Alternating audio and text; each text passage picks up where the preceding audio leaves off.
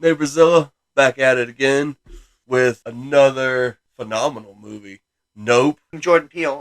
and I some got of the stuff he a lot does. of Hitchcock from this Hitchcock, film. yes, Stephen King, definitely in Get Out and Us. yeah, A lot more. a lot more than Close to a Nope. John Carpenter level. This Like, is wow. yeah, he really did it, and his goal with this movie It's was Wagyu. It's Wagyu the film. kinda, It's Wagyu beef. and It is. and I hear people shit on it, and I get why they shit on it, People shit on everything. but yeah, I shit on everything. right. Not this episode, but yeah, no. But he did what he set out to do. He brought back the summer block In the best way. in the best. This was, In the best way. this movie threw me for a loop. I will go ahead and get it out the way. What were your preconceived notions going in? Like looking at the couple trailers that they released. I just watched this. Well, when did the film come out? Like what month? Because it's been out for a minute-ish before I watched it. I had because I had a really bad experience with Us, which I will get into. Premiered in July. I thought so. It was Yeah. like around Independence Day, 4th of July, like that little like in the true July blockbuster. 22nd, 2022. Yeah, okay, that's what I thought. I take a minute now because I got Shyamalan by him, Exactly. which is I saw The Village. I was impressed, man. And then I went for Sixth Sense. Yeah. Because I went back or whatever, and I was disappointed. Well, I was really impressed with Get Out. Get Out. But you have to grade something on a curve. Mm-hmm. It's the man's first directorial debut. Right. And he's dipping his toe in horror, which is the most. You can fuck up horror easily. So there's a whole channel dedicated to it. Yeah. Chiller, sci-fi. Yeah. So I mean, like, he wrote that line, and it's his casting. Kahlua, phenomenal. I have seen him. I actually watched one of his first films, one of his first things, Psychoville. He's been around a little minute. I wasn't blown away. No. His Black Mirror episode, is fantastic. Really good. And then I'd seen him in Get Out, and I was like, it's really great.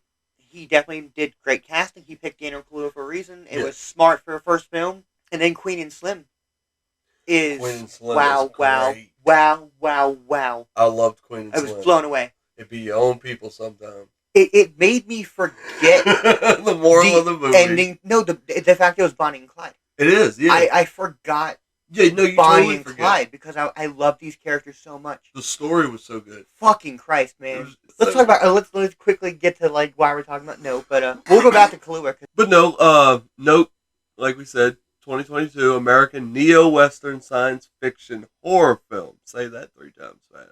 Written, directed, and produced by Jordan Peele. And the dude's like given to, like you just said, with the horror genre, it's stale. Like, there's nothing there that isn't already there. It's stale, and it's been stale for a minute. So other people can argue because so you can hate on the movie all you want. At least he's trying with original IPs, new concepts, new stories, new characters. Even if it is, like we're saying, like a combination of multiple directors, like little favorite things that he's taken from everybody. The John Carpenter, in my opinion, he writes Hitchcock. dramas. Oh, yeah. It's what he wraps the drama inside. Though. Exactly. Everything's a family drama. Always. And he's got your stereotypical, like... But yeah, is it a neo-western? Character. Is it a blah, blah, blah? Exactly. Because that's... I was not expecting a western. I was not expecting sci-fi when I seen this. I expected the western other than... like the first poster. The first poster and the first, like, the trailer, obviously, because then you see it's... Northern California. It is that barren, dry, rocky... Yep. It's what you think of when you think desert. Yeah. Without thinking of, like, the Sahara fake cactus. Yep. California. So I knew that because style, it looked too desolate to be like an Amity house. Despite that house looking like the Amity house and looking like the cabin from fucking... It looked like...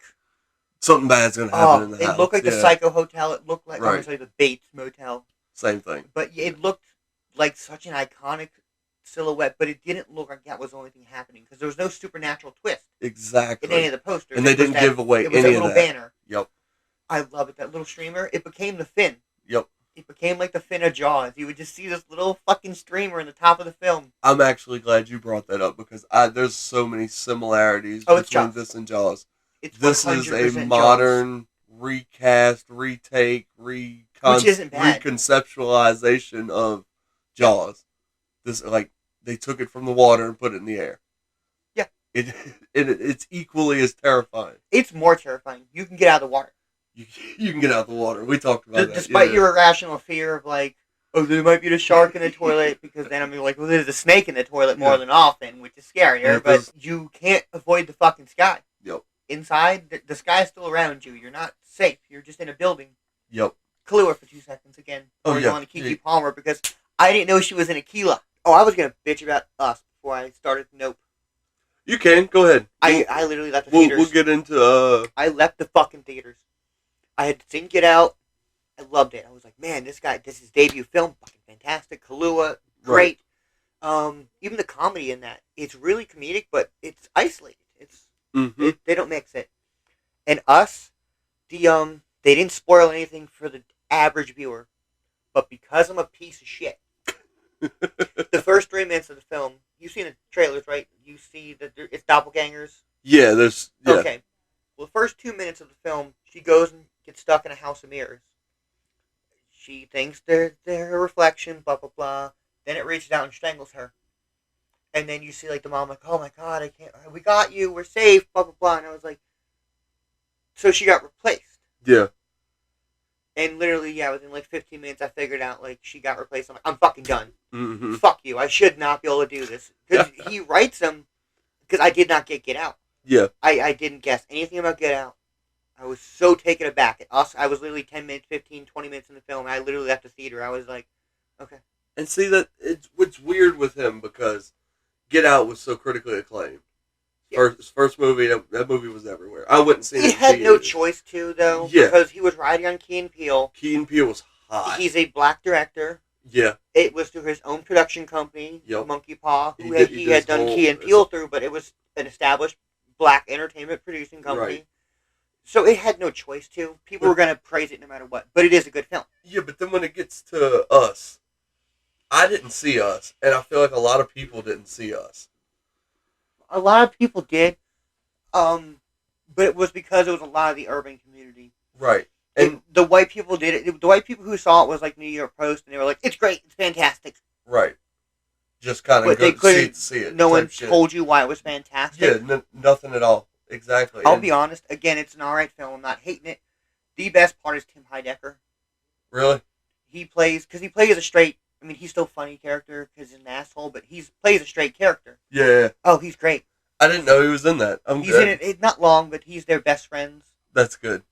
The other guy's just too much of a fucking dopey dipshit. Right. And I get it. It's because his doppelganger has to be an extreme. Yeah. I was disappointed. I left the theater. I was like, I shouldn't know this in 20, 30 minutes. I was out, and I was like, I'm done. I didn't ask my money back. I wasn't mad. I was mad just fuck it. On an entertainment level, because I was like, fuck.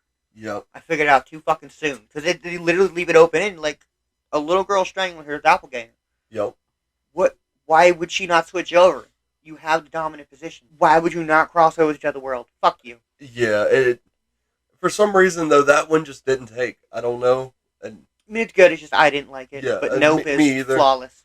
Yeah, but like you said, I really think he found his stride when it come to Nope and took all the pieces. Like, we've seen the comments about the John Carpenter thing and people comparing him to him. That's outrageous. But well, it wasn't they were comparing them to him. They literally said you're better than him. Yeah, and that's ridiculous. And you can't do that yet. No. And, I mean, maybe in 20 years? Maybe, yeah. Right now, if he keeps the same stride in his next 5 films... Sure. Yeah. Yeah, he's better than John Carpenter. All day. But he's 3 fucking films in, and I only like 1.5 of them. Yeah, like I love that one, though. Let's take a break. Yeah. Fuck now. But the film. It also made me 2 seconds in, I knew the alien was intelligent, because it killed Keith David. Oh, anybody who kills Keith David. In 2 seconds, he knows. He knows. He's like, dude, he's Spawn. It's fucking Spawn. It's animated Spawn. We gotta get this. It's gonna kill me. Keith David's the shit. He was good. I liked him. You like Angel. Brian Pereira. Yeah. He's a new name. Is he from anything? No, yeah, he hasn't done anything. I didn't think so, because he kept acting like he was brand new. Super first roles, yeah. He's great. I don't see it. I don't see him being brand new. Yeah, I was impressed. Me either. I felt like he blended with the Kiki Palmers and the Daniel Kaluuyas whenever they were on screen together. I never had a problem. Their chemistry. Oh, they were great. is literally me and you, though. Yeah, they were great. Kiki is fucking straight up me. Yeah. I got this idea. Yeah. And you're just like, all right, No, what the fuck am I doing? Fuck it. Yeah. You just drop the fucking anchor, whatever you're doing. Like, okay, what am I doing? I loved everything about their relationship. It was fluid. The backstory for the characters, OJ and Emerald. How many OJ comments? Everyone was flawless. Yeah. Oh shit. David McCombie's like, oh, OJ's gonna make a run for it. But yeah, their chemistry is so great. So good. I liked Daniel Kaluuya's anxiety situation. Yes. Where because his dad did everything, he's never had to present the horse. Yeah, he was just the worker. Yeah, so it's good. And I like their little in between. And he kind of needed her to do all that. The talking. And she's obviously ditching him, and you know, because again, this is her side chick. Yeah, I mean, it makes sense too because no one's the asshole. No, I mean she is to an extent but you're also just being a dickhead with OJ, in my opinion, because every time he tells her to chill, it's like you kind of agree with OJ, but it's also like you're being a dick. Yeah, you're being a dick. But it starts with Keith David. Yep. Well, Kaluuya doing little chores and Keith David teaching a horse to lay down, which gets brought up later. Yep. And I love it. Just ping, ping, ping. Yep. Tick, tick, tick, tick, tick, tick, tick. Just metal falling and kicking. It's fucking great. It's ominous. Yeah. And you don't know because it's shot so far off because it's shot from OJ's You don't see anything. Yeah. Because you would think it just looks like Keith David's riding the fucking. Because it pans so well. It just it stays behind him the whole time. It goes to Kaluuya's head. Kaluuya looks up. Goes back to Kaluuya's head, and then looks down, and he's just slumped over. Yep. If Disney Pixar didn't already take Up, this movie would have been called Up. I guarantee it. This movie would have been called Up. All the posters, everyone's looking up. The whole movie, the whole thing is Up. Yeah. This movie would have been called Up had that little fucking fat kid not caught those. Hey, you leave that little fucking fat kid alone. That little fucking fat kid did nothing throughout a film, and somehow became beloved. Yeah. So that old guy, he was just a dick for the whole movie. You should have did Alan Arkin for his voice. I'm sorry, Bill Murray doing Billy Bob Thornton? Yeah. The Pixar film? Right. But yeah, Keith David gets wrapped in the head with a coin. A coin. And he dies. Who doesn't die right away. I like that. Oh, it's so good, that scene. It's Kaluuya. You're less than a minute in the film and you already sympathize with him. Oh, yeah. And it's not just because of the action. It's his reaction to this action. It's like, oh, this sucks. And it's so good because, yeah, the dad's just fucking mumbling. He's like, oh, peppercorn, butterscotch. And I didn't notice it the first 1 or 2 times I seen it, but see a little, blood spurt here and there. I didn't notice that at first. I was like, oh, that's clean. Yeah, because the camera flips from inside the truck with them to outside the truck. And you get to see him from this side. Oh, it's fucking good. It's so good. But yeah, the kid's like, and who else, and who else? And, oh, it's good. You feel for him. It's so quick in the movie. When this happens, you instantly have that emotional attachment to Daniel Kaluuya. Again, but it's not just the action; it's the reaction. Oh yeah, and he's the best at portraying. Goddamn, this sucks. His face is the best. Like he doesn't show it, but you feel it from him. What he's saying, or his eyes, or just his body language. It's just like, fuck, this sucks. But he's got this just blank face. Fuck. I'm gonna feel like I'm being that same John Carpenter douchebag, but this can just be a purely in opinion. I think Kaluuya is my favorite actor right now. Going right now? He's up there for me. And he might be. I like a couple of guys right now. Because there's a difference between being a phenomenal actor, but at the same point in time, I am going to have to compare him to Daniel Day-Lewis or someone. I think he might be better than Daniel Day-Lewis because I feel... for Kaluuya in more films... Oh, yeah. ...than I ever have. But also, is that the character choice of Daniel Day-Lewis? But hates the feeling too. Hates the feeling too. I don't. True. There's too many films where I don't care. Not that I don't care.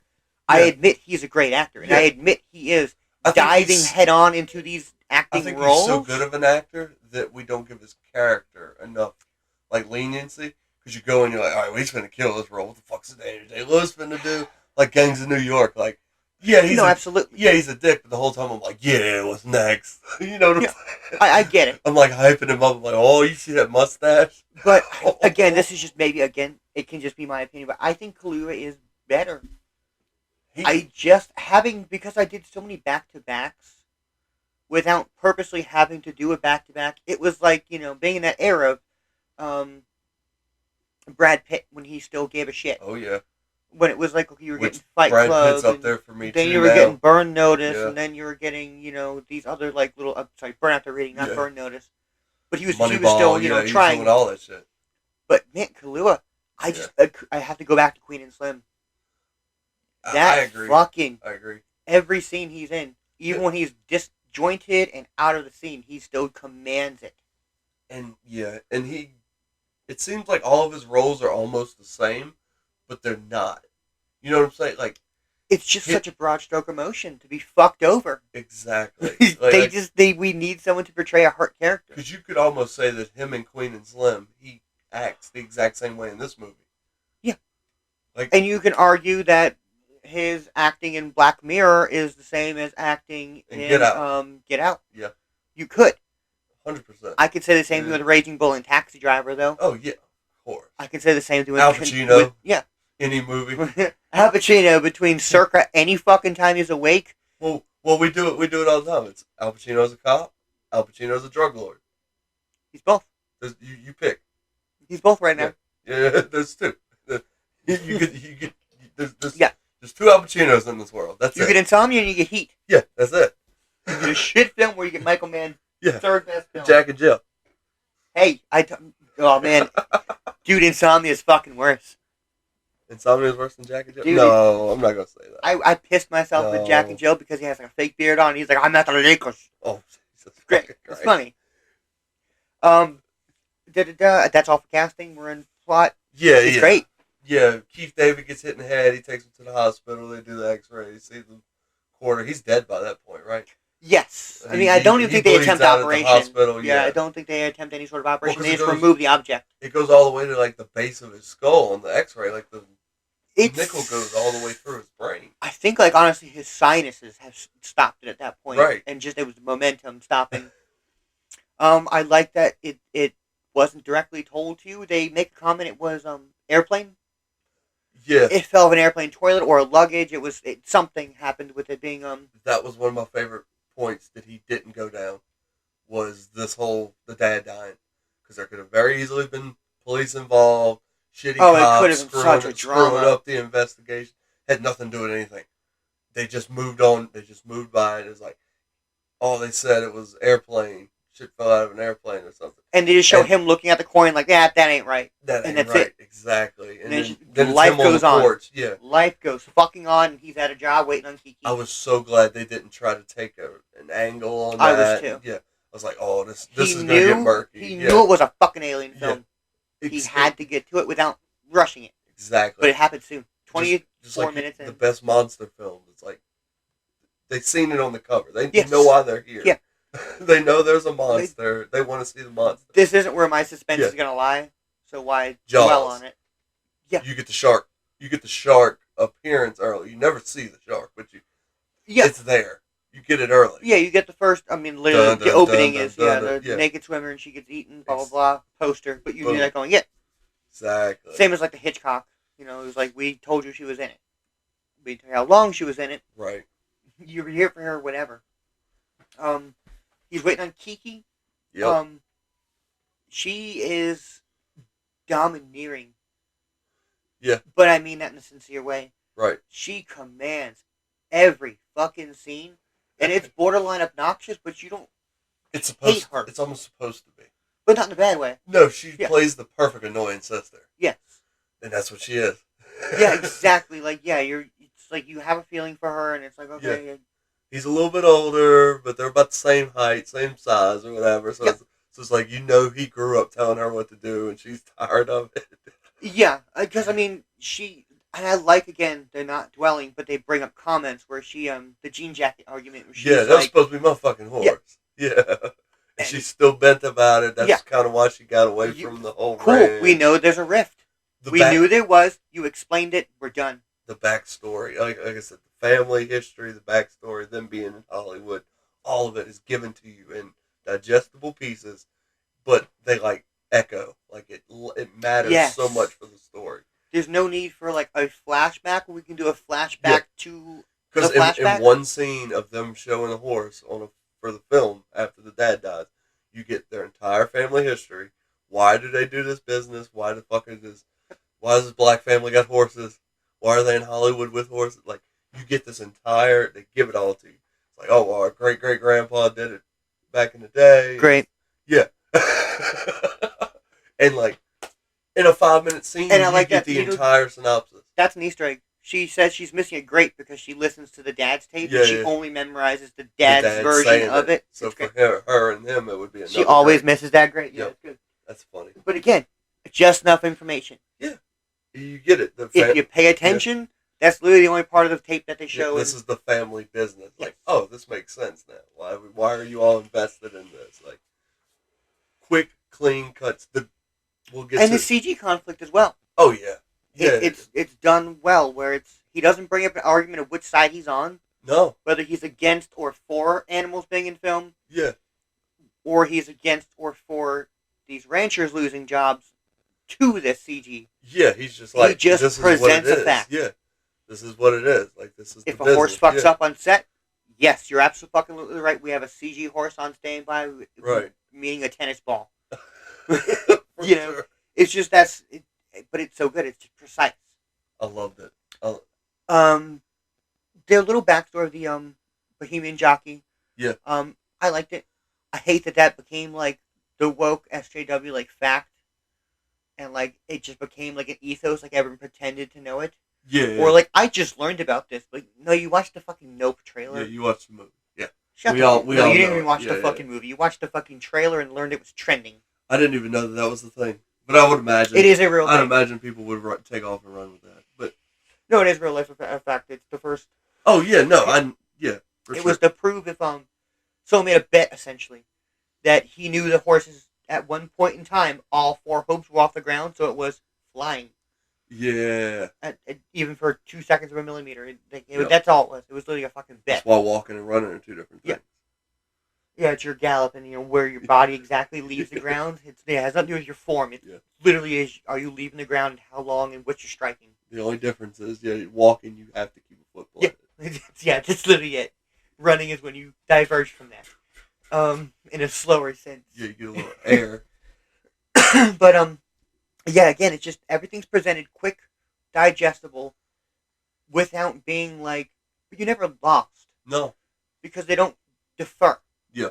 They show him get mad because the horse kicks a bucket of chalk because he makes a comment. Don't startle the horse, don't look it in the eye. And the first thing they do is bring a metallic balloon to its fucking face. Right? And take a picture. It's insane. I don't...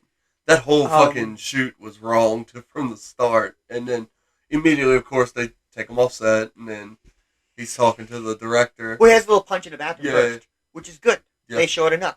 Yep. He's frustrated. This clearly is not the first job that's fell through. No. I don't need to see blank checkbooks. Yep. I don't need to hear voicemail. He's frustrated in the bathroom. He punches the fucking towel dispenser for 2 seconds. Like, fuck. Gotta be cool. Yep. Let me beg for a second, see if it works. Yep. Kiki not giving a shit. It makes sense. But you don't think she's bad for it. You're just like, yeah. You clearly don't want her in the business. And then I love how quick, immediately after this, goes straight to Stephen Yeun. Straight to June? Straight to June. I love it. Stupid name. Oh, sorry, where the movie opens with Gordy. Gordy, without being Gordy yet. Yeah. Loved it. Which I figured, I know we're going to get to Gordy now. I love Gordy's home. Oh, yeah. And I like his second cut, too. Because it's Steven telling a story, and then it pop, and the screen goes black, like, fuck! Yep. But then it just goes back more. It's like 2 seconds earlier. Here's the whole fucking scene. Enjoy. But yeah, it goes right to Jupe. Yeah. And he's great. Yeah. They're going to, they're selling the horse, right? The one that they were just showing. Lucky. Yeah. Yeah, because Lucky. He doesn't listen. He makes a comment. He's like, he's stubborn or he doesn't listen. Yeah. But I can't fire myself for it. So I have to fire him. And you can immediately see his unease because he's like, so what horse did you give me? He's like, Lucky, blah, blah, blah. He's like, cool. He just wants it done. He's like, awesome. He's like, well, I'm hoping to like buy these horses back. Kiki interrupts. Yeah. 3D or something like that. She's like, oh, you were the kid from Kid Sheriff, and he's like, yep. He's polite, but you can tell he's being more polite to OJ.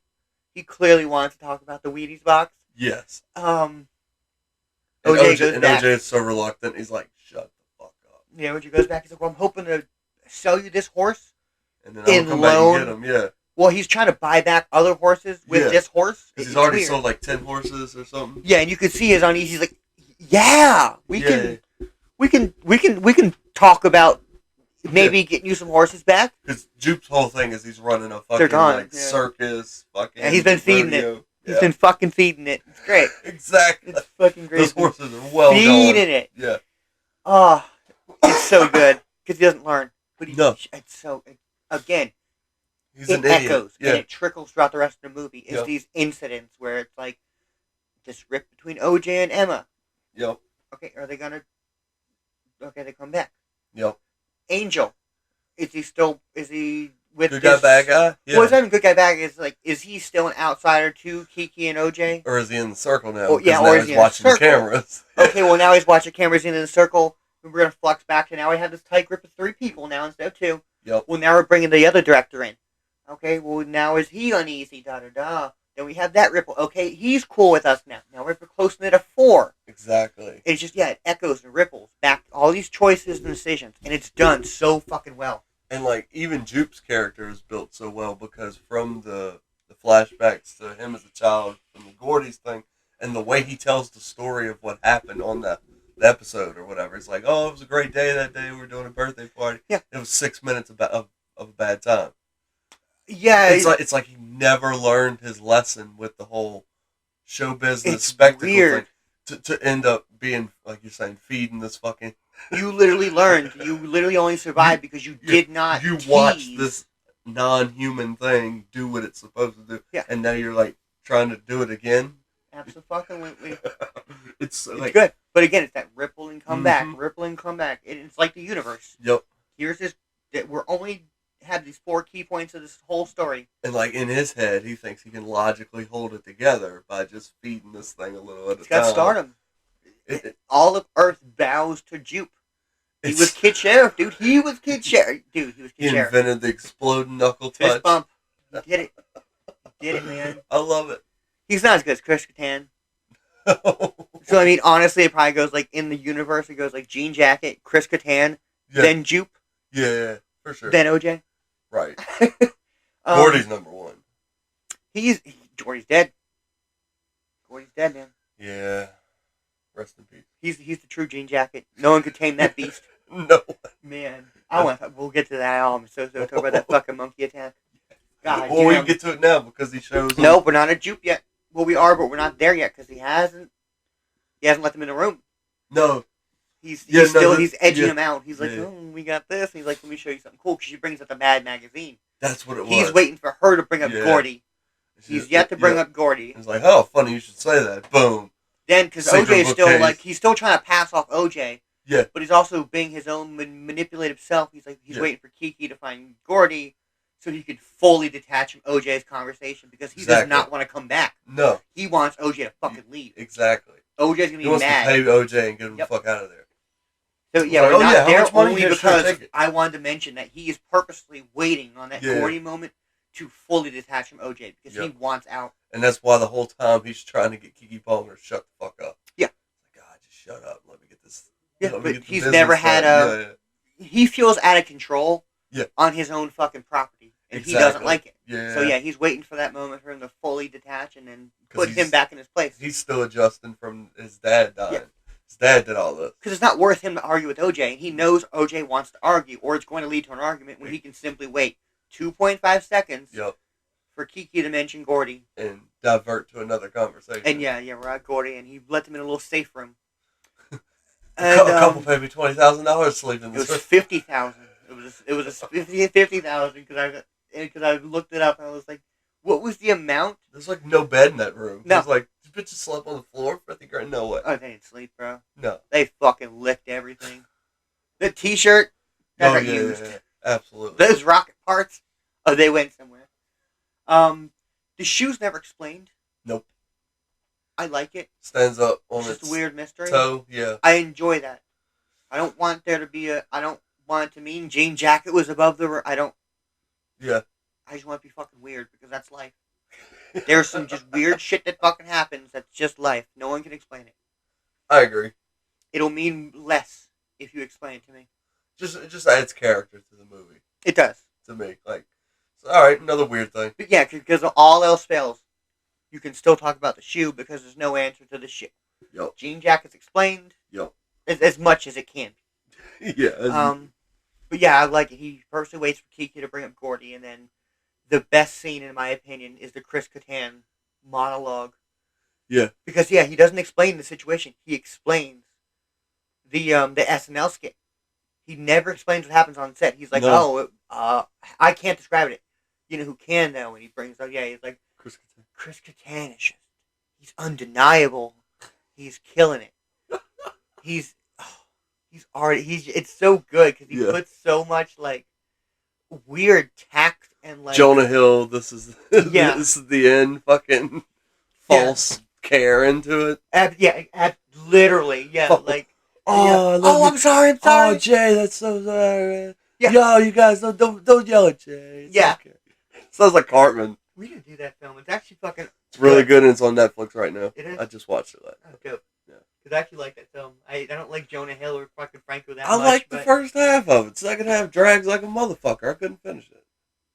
Oh yeah, when like the whole demon rape thing, and then like the gets so slow and just Emma Watson shit. Yeah, I know. Pretty much after Emma Watson, it gets dumb. Fucking Michael Cera leaves the fucking screen. Yeah, it's over. Pack it up. That slap though. Rihanna slapped the shit out of him. Okay, so yeah, they're in the Gordy Sanctuary, as I don't know who calls it. The Baju. Oh, it's so fucking good, man. I like his town is so good. It's it's actually being used as a tour. Is it? Yeah, Universal is doing a. That's dope. You can go walk through. Visit Jupe's Claim. I think it's called. That's dope. Jupiter's Claim. Yeah, and I like it because he has to have an off-brand of himself. Yeah. He doesn't own Kid Sheriff, and he doesn't own, but he owns like. Yeah. Close to it. He is. Yeah. He can use his likeness. Yeah, it's so fucking good. I like it. It's like literally this monument built to himself. It's so good. Can't use their name, but he can use his likeness because it is him. And I like that he doesn't use the Gordy. No, yeah. That's his dirty secret, even though he knows people are there. For it? Kind of for Gordy. But he's pushing them into other things. Yeah, because it's obvious, because the first thing she's like, oh, Kid Sheriff. So obviously that was a big show, but... The spinoff was his show. I think that's that's his secret bread and butter, obviously, is like, he knows people are there for that dirty secret. Yeah. Of like, can I hear about Gordy? Right. Even if I don't get to meet Jupe. Yeah. Can I at least, I just need to hear that story. Right. It's insane. And I like that it's struggling, but it's weird. Because they show it so packed. Yeah. When, they're selling the horse. Yo. I mean, there's people at the well taking pictures. The gold mining. I mean, it's mostly packed. Yo. But the show. Nobody's there. Like 10 people. It's weird. Yeah. You would think, like, I get no cell phones, but word of mouth alone. Somebody would, yeah. And it's not like they're doing a show at night. No, yeah, it's in the middle of the day. Yeah, it's like at 5 or 6. Friday evening, yeah.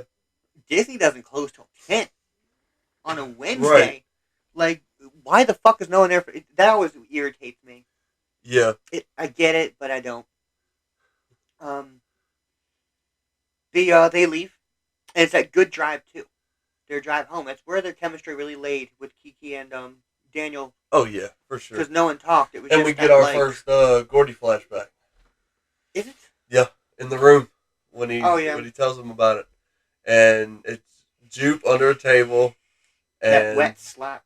That fucking wet slap is better than saying anything. Yeah. And then the body twitching. Going down and chewing on the lips because I've seen enough Joe Rogan to know they go for the lips and eyes. For the lips, and then your dick. Oh, it's good. Their dick. It's true. You go for the dick too. They always. It's that soft meat. They're gonna stop you. What's called sweet meats? Yeah, something. Oh, fuck me, Jesus, dude. fuck.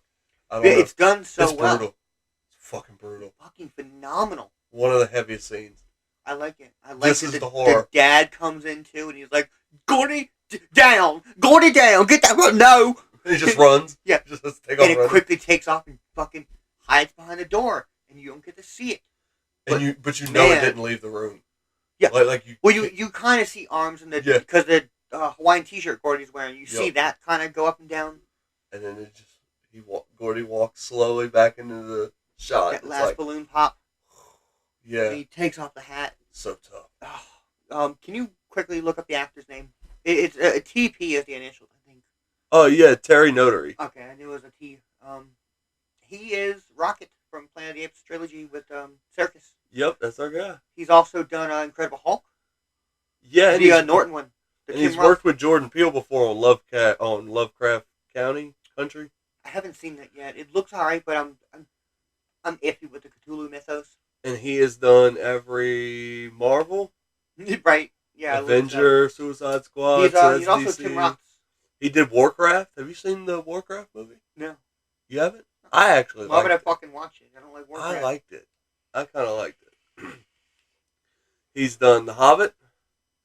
He's also in the original Planet of the Apes as well. Yeah. Not the original, but the Tim Burton one. And he did Dawn. He's in Dawn. He's Rocket, like we've mentioned. Cabin in the Woods as a movement coach.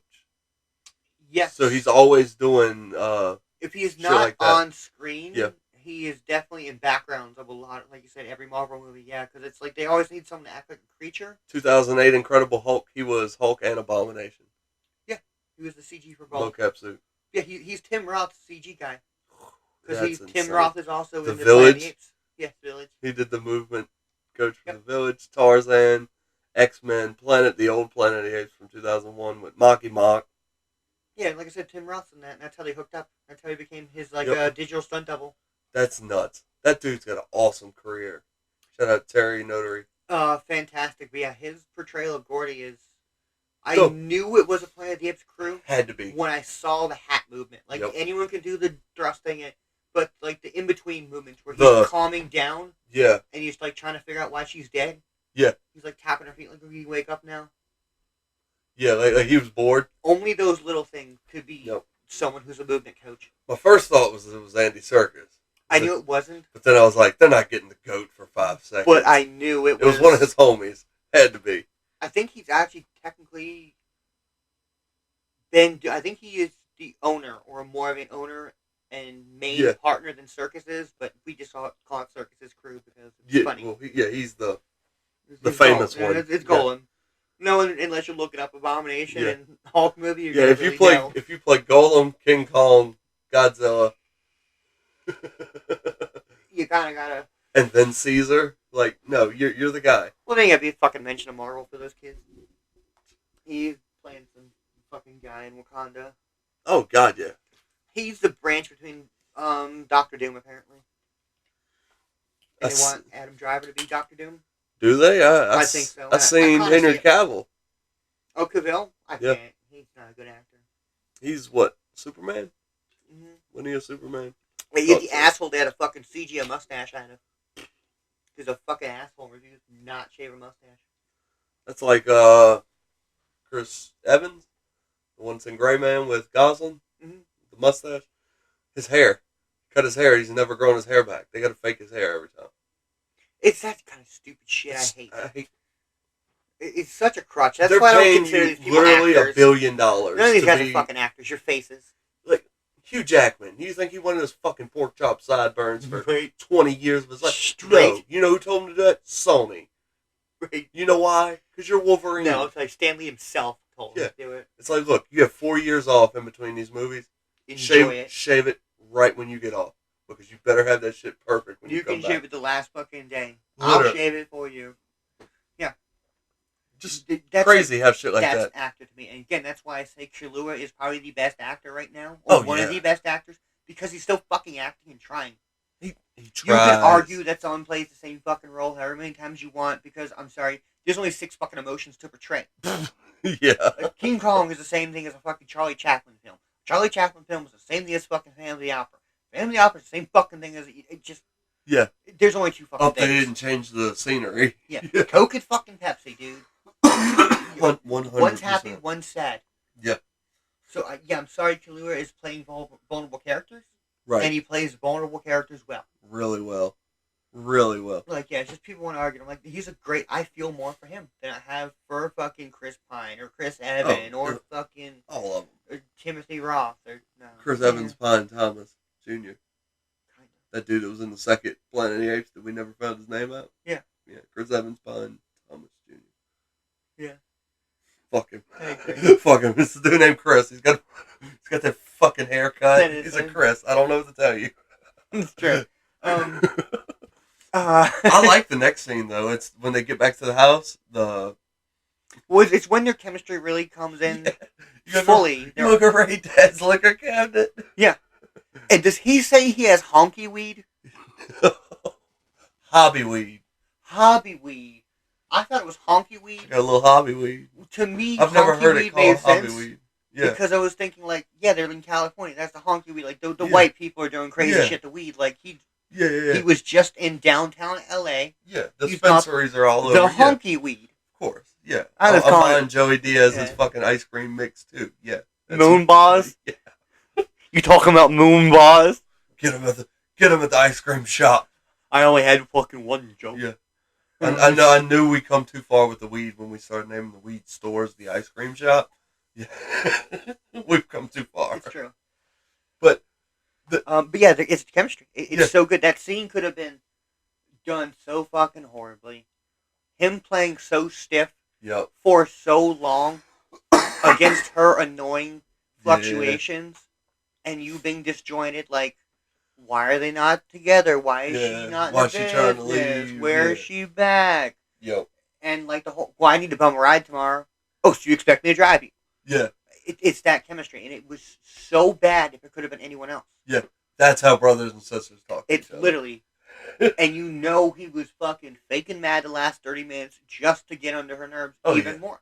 Yeah. Because it's already been 4 hours. What's another hour? And I love, like, even when they're like partying or whatever, and they're drinking and smoking, they both, she gets bent first about the picture and the horse and everything. Yes, she gets emotional. Yeah, she gets in her feelings first. And then he's like, fuck this. And he goes outside and he's thinking about this. Well, he gets emotional too because he cuts her off. And it is real because that is how families do deal with. Yeah. That is one kind of has to be the ground point, even if they know. Yeah, it's like, it's a certain person was in the wrong. Because, he was like, he was kind of an asshole, but he built this farm. Exactly. Yeah, he did something here. Yeah. That's. You know, what can I fucking tell you? He's a dickhead. Yeah, but shit happens. It doesn't mean... It's the gray point in the world where it's like, are you really going to fucking argue? Exactly. To me, feelings were the little gray men in this film. The little gray areas between all these characters. Yeah, those are gray men for you. Dig into that, fucking hipsters. Aliens. Yeah. Yeah, but you can see it because he's emotional. His eyes are red. He's really sad. He knows, but he's just like, don't bring it up right now. What is that going to change? Yeah, like, fuck it. You don't even know the habit because he knows. You left, yeah. He knows how he died. He knows that something's not right about the airplane thing. Right. She might not even know he died of a coin. So he's more emotional to it. But he's like, it's not the time. Yeah, she's dwelling on the past. Exactly. Where he's focusing on, like, because he's never left. Right. Exactly. He's never left. He doesn't have a past. This is my present. Up until 5 months ago or whatever.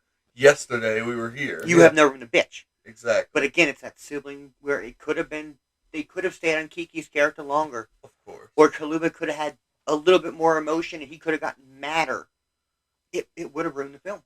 Absolutely. But because he's blank in some ways, he's just going to walk off. Yeah.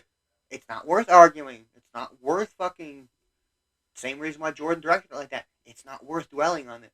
And he's got an awesome line when they go outside. He's like, what's a bad miracle? What's the word for a bad miracle? Do they have a word for a bad miracle? She's like, nope. It's like, hey, that's the title of the movie. Oh, it's used a lot. Nope. But it's not bad. No. And it's not because the word is so... common? Such a common word to where, like, do you want cheese? Nope. But it's done tactfully because, like, they'll go around it. Oh yeah. Like the trailer is her going like, nah. She's not saying no. Yeah. You know, it's little things like that where it's like you expect it, but he doesn't use it, and the way he uses it, it's funny. Exactly. Because it really has nothing to do with the grand meaning of the movie. It's just a word, opposed to Us, where it was such a duality with the film. Us had so many connotations. Right. It was us versus them, or it was who is that? It's us. It's us. Yeah. Or U.S. because the whole thing is about the United States social class system. Right. I'm not saying Us was a bad film. I get the dialects for it. I just wasn't a fan of the presentation. Right. Exactly. So it's how he does things. But yeah, Nope is used so fucking well because it has nothing to do with the grand scheme of the film. It's not like saying the word Alan. Exactly. It's Nope. Are they using it in No. Doesn't matter. It does not fucking matter. Nope. Because nope. See, it's the word. It just comes out. You're not trying to use nope. It's just nope. It's just such a concise thing, but it has no meaning at all, kind of thing. And we get our first encounter here, right? I believe so, because Ghost. Yeah. This is when they introduce chapters. Yeah. Because you're up until this point, you are not aware that it's a chapter-based film. No. Yeah. What's it say at the very beginning? It's the Bibleverse, but all his films begin with the Bibleverse. This one is I forgot it, but it's I will cast sin upon you and make you a spectacle. Yeah, it was something like that. That's what this one is. And Us was I forgot Us. I forgot to get that one. Yeah, this one is something I will make I will make a grand spectacle out of you. It's like a black screen, yeah. Yeah, that's his thing in every movie. And then we get our first chapter cut with Ghost. Yes, but it's again 15 minutes into the film. It's not presented first with like chapter 1. No, not Quentin style. Yeah, it doesn't say no. Yeah. It just says the Bible verse, but again, it's a story film. That's his thing. Every film is based on a Bible verse. Cool. And I like it. Because, the chapters? Yeah. I didn't think the film needed it, but seeing it presented like that, it's better. Well, and it definitely gave you markers for like the ramping up of the film. Each chapter got a little more fucked up. Yeah. You forget that another chapter's coming. Yeah. Because you don't know how many there are. And you kind of lose track of time in the chapters. Yeah, they are really like short, condensed motions of the story. Yeah. But they don't skip anything. It's just because one chapter ends with them getting in the van and leaving, and the next chapter begins with them inside the apartment they were going to. Right. We technically only missed 4 minutes of film on screen. Just cut them driving. Yeah. So yeah, it's not even so much that they have had it chapters. It's just it's chaptered for some fucking reason. I mean, you see it and it makes sense because first one's Ghost. Ghost is the horse. Blah blah blah. And yes, this is your first introduction because he thinks Ghost is making a scream. Yeah, and it's actually a horse and people being digested from the previous show. Which is fantastic. Yeah, like the lightning or like the thunder is the screams. The thunder, it's used to cover up the screams, kind of. Yes. Kind of uses the weather and as its environment. Yeah, because again, it's shallow or deep water, depending how high it up in the atmosphere. So it knows atmosphere. It can tell atmospheric pressures. It can tell when, the heat's about to strike before you see the light. Exactly. So I think it's using things, but I think it's also using things in a way of... Because there's like that bright lightning flash right before, and he's like, never heard a horse make that sound. Yeah, because he thinks it's the horse that's scared, but it's actually... Yeah. The thing getting eaten. Yeah, so it is so close that the thunder vibration is cut off by its own mass of sound leaking out through the clouds, because it could be directly above him. Right. It's just the echoes in the canyon, how close it is to the mountain, how in the valley, Yep. But yeah, it knows it, like I said, because he makes a comment. It's like, no, this is its territory, and it thinks... Yeah, we're in its way. Yeah, we've invaded, apparently. So it's adopted, so it knows, the pressures, and it knows the atmosphere way better than anyone else. So yeah, it's presented to you in this weird way, because, you think the horse Ghost is making a noise, and that's the bad miracle comment. Yeah. And, then they go right away to Fry's electronic, correct? Oh, yeah. Because she's on her phone immediately. It was like, see? Because the power dies down. Yeah. Exactly. I'm sorry. We forgot to mention the winding down. Yeah, well, through the whole thing eaten for the first time that we get to witness. Yeah, the electricity flashes and their security cameras go down. So now they need like a high tech system, and they're going to Fry's, which is now out of business. So it's been out of business. Shout out Fry's. Yeah, for a minute. But yeah, it's just so fucking good. The winding down of electricity. It is very cliche on paper, but again, it's that how he's using it, because you know certain things exist. There's a reason why horror stings are such a well-known thing and such a common thing. It's like the Wilhelm scream. You know, we're just conditioned to have things. Right. But I like that he uses these conventions and horror things to his advantage, where he's like, okay, fine. If the power's going to cut, I'll make it an electronic, gravitational fucking field, whatever, and it will just have an ability to cut out power. I don't believe it has any sort of rating at this point. Again, no, it waits. Yeah, because they haven't quite caught on fully. They just think it's Little Green Men. Yep. There hasn't been a And I love Angel, the cashier. He's great. He's great. I can't picture me without him. I absolutely cannot. Kiki Palmer, the counter. Again, to that moment where I was like, "This is me and you," because it's literally she's like, "I need a Sour Patch Kids too." I'm like, "Fucking dude, that's me." Fucking literally like, "Hold on, Sour Patch Kids are going on this receipt." He's like, "Well, we'll write this off." I gotta ask you, do you want the rewards card? No, we don't want the rewards card, Angel. Thank you. Yeah, appreciate it. What do you got? A phone number for the account? Like, no, we don't need that either. Receipt. And I like her. Yeah, is this gonna be hard? Comment, yeah. Yeah, is this gonna be hard to install? He's like, "Oh, are you gonna install this yourself?" And he makes like a like, not for me, for you, probably. So good. But he doesn't quite feel like an outsider because you kind of like him right away. It's like exactly. I kind of want him to be in a film. Yeah, he felt like the stoner friend. Yeah, like the stoner third wheel. It's like, oh, that's cool. I'm gonna hang out with you guys. But again, without feeling it like it's forced upon. Yeah. Because the story's expanding and you know it's about to contract again because a major action has happened. Exactly. So whatever happens is 5 minutes. It's not going to matter because there's not going to be another jump scare for 15 minutes. Exactly. We're going to build characters again. Yep. Again, he's using those conventions. So he's like, a new character can slip in right here. Yep. You're going to love him. And after the seriousness of the intro chapter and the whole, like, gravity of that situation, this chapter is fucking hilarious.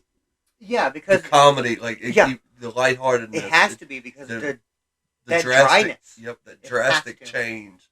It just, like, you needed that. You needed it because it was so sad and depressing to begin with. And it's like, oh god, now there's a monster eating fucking horses in the valley. It's like, great. Now we got all this random shit to deal with. The second chapter starts and they're walking through fucking Best Buy or whatever, like clowning. It's perfect. Yeah, again, so you need that other character because if it would have just been OJ and Kiki, the movie would not have flown as well.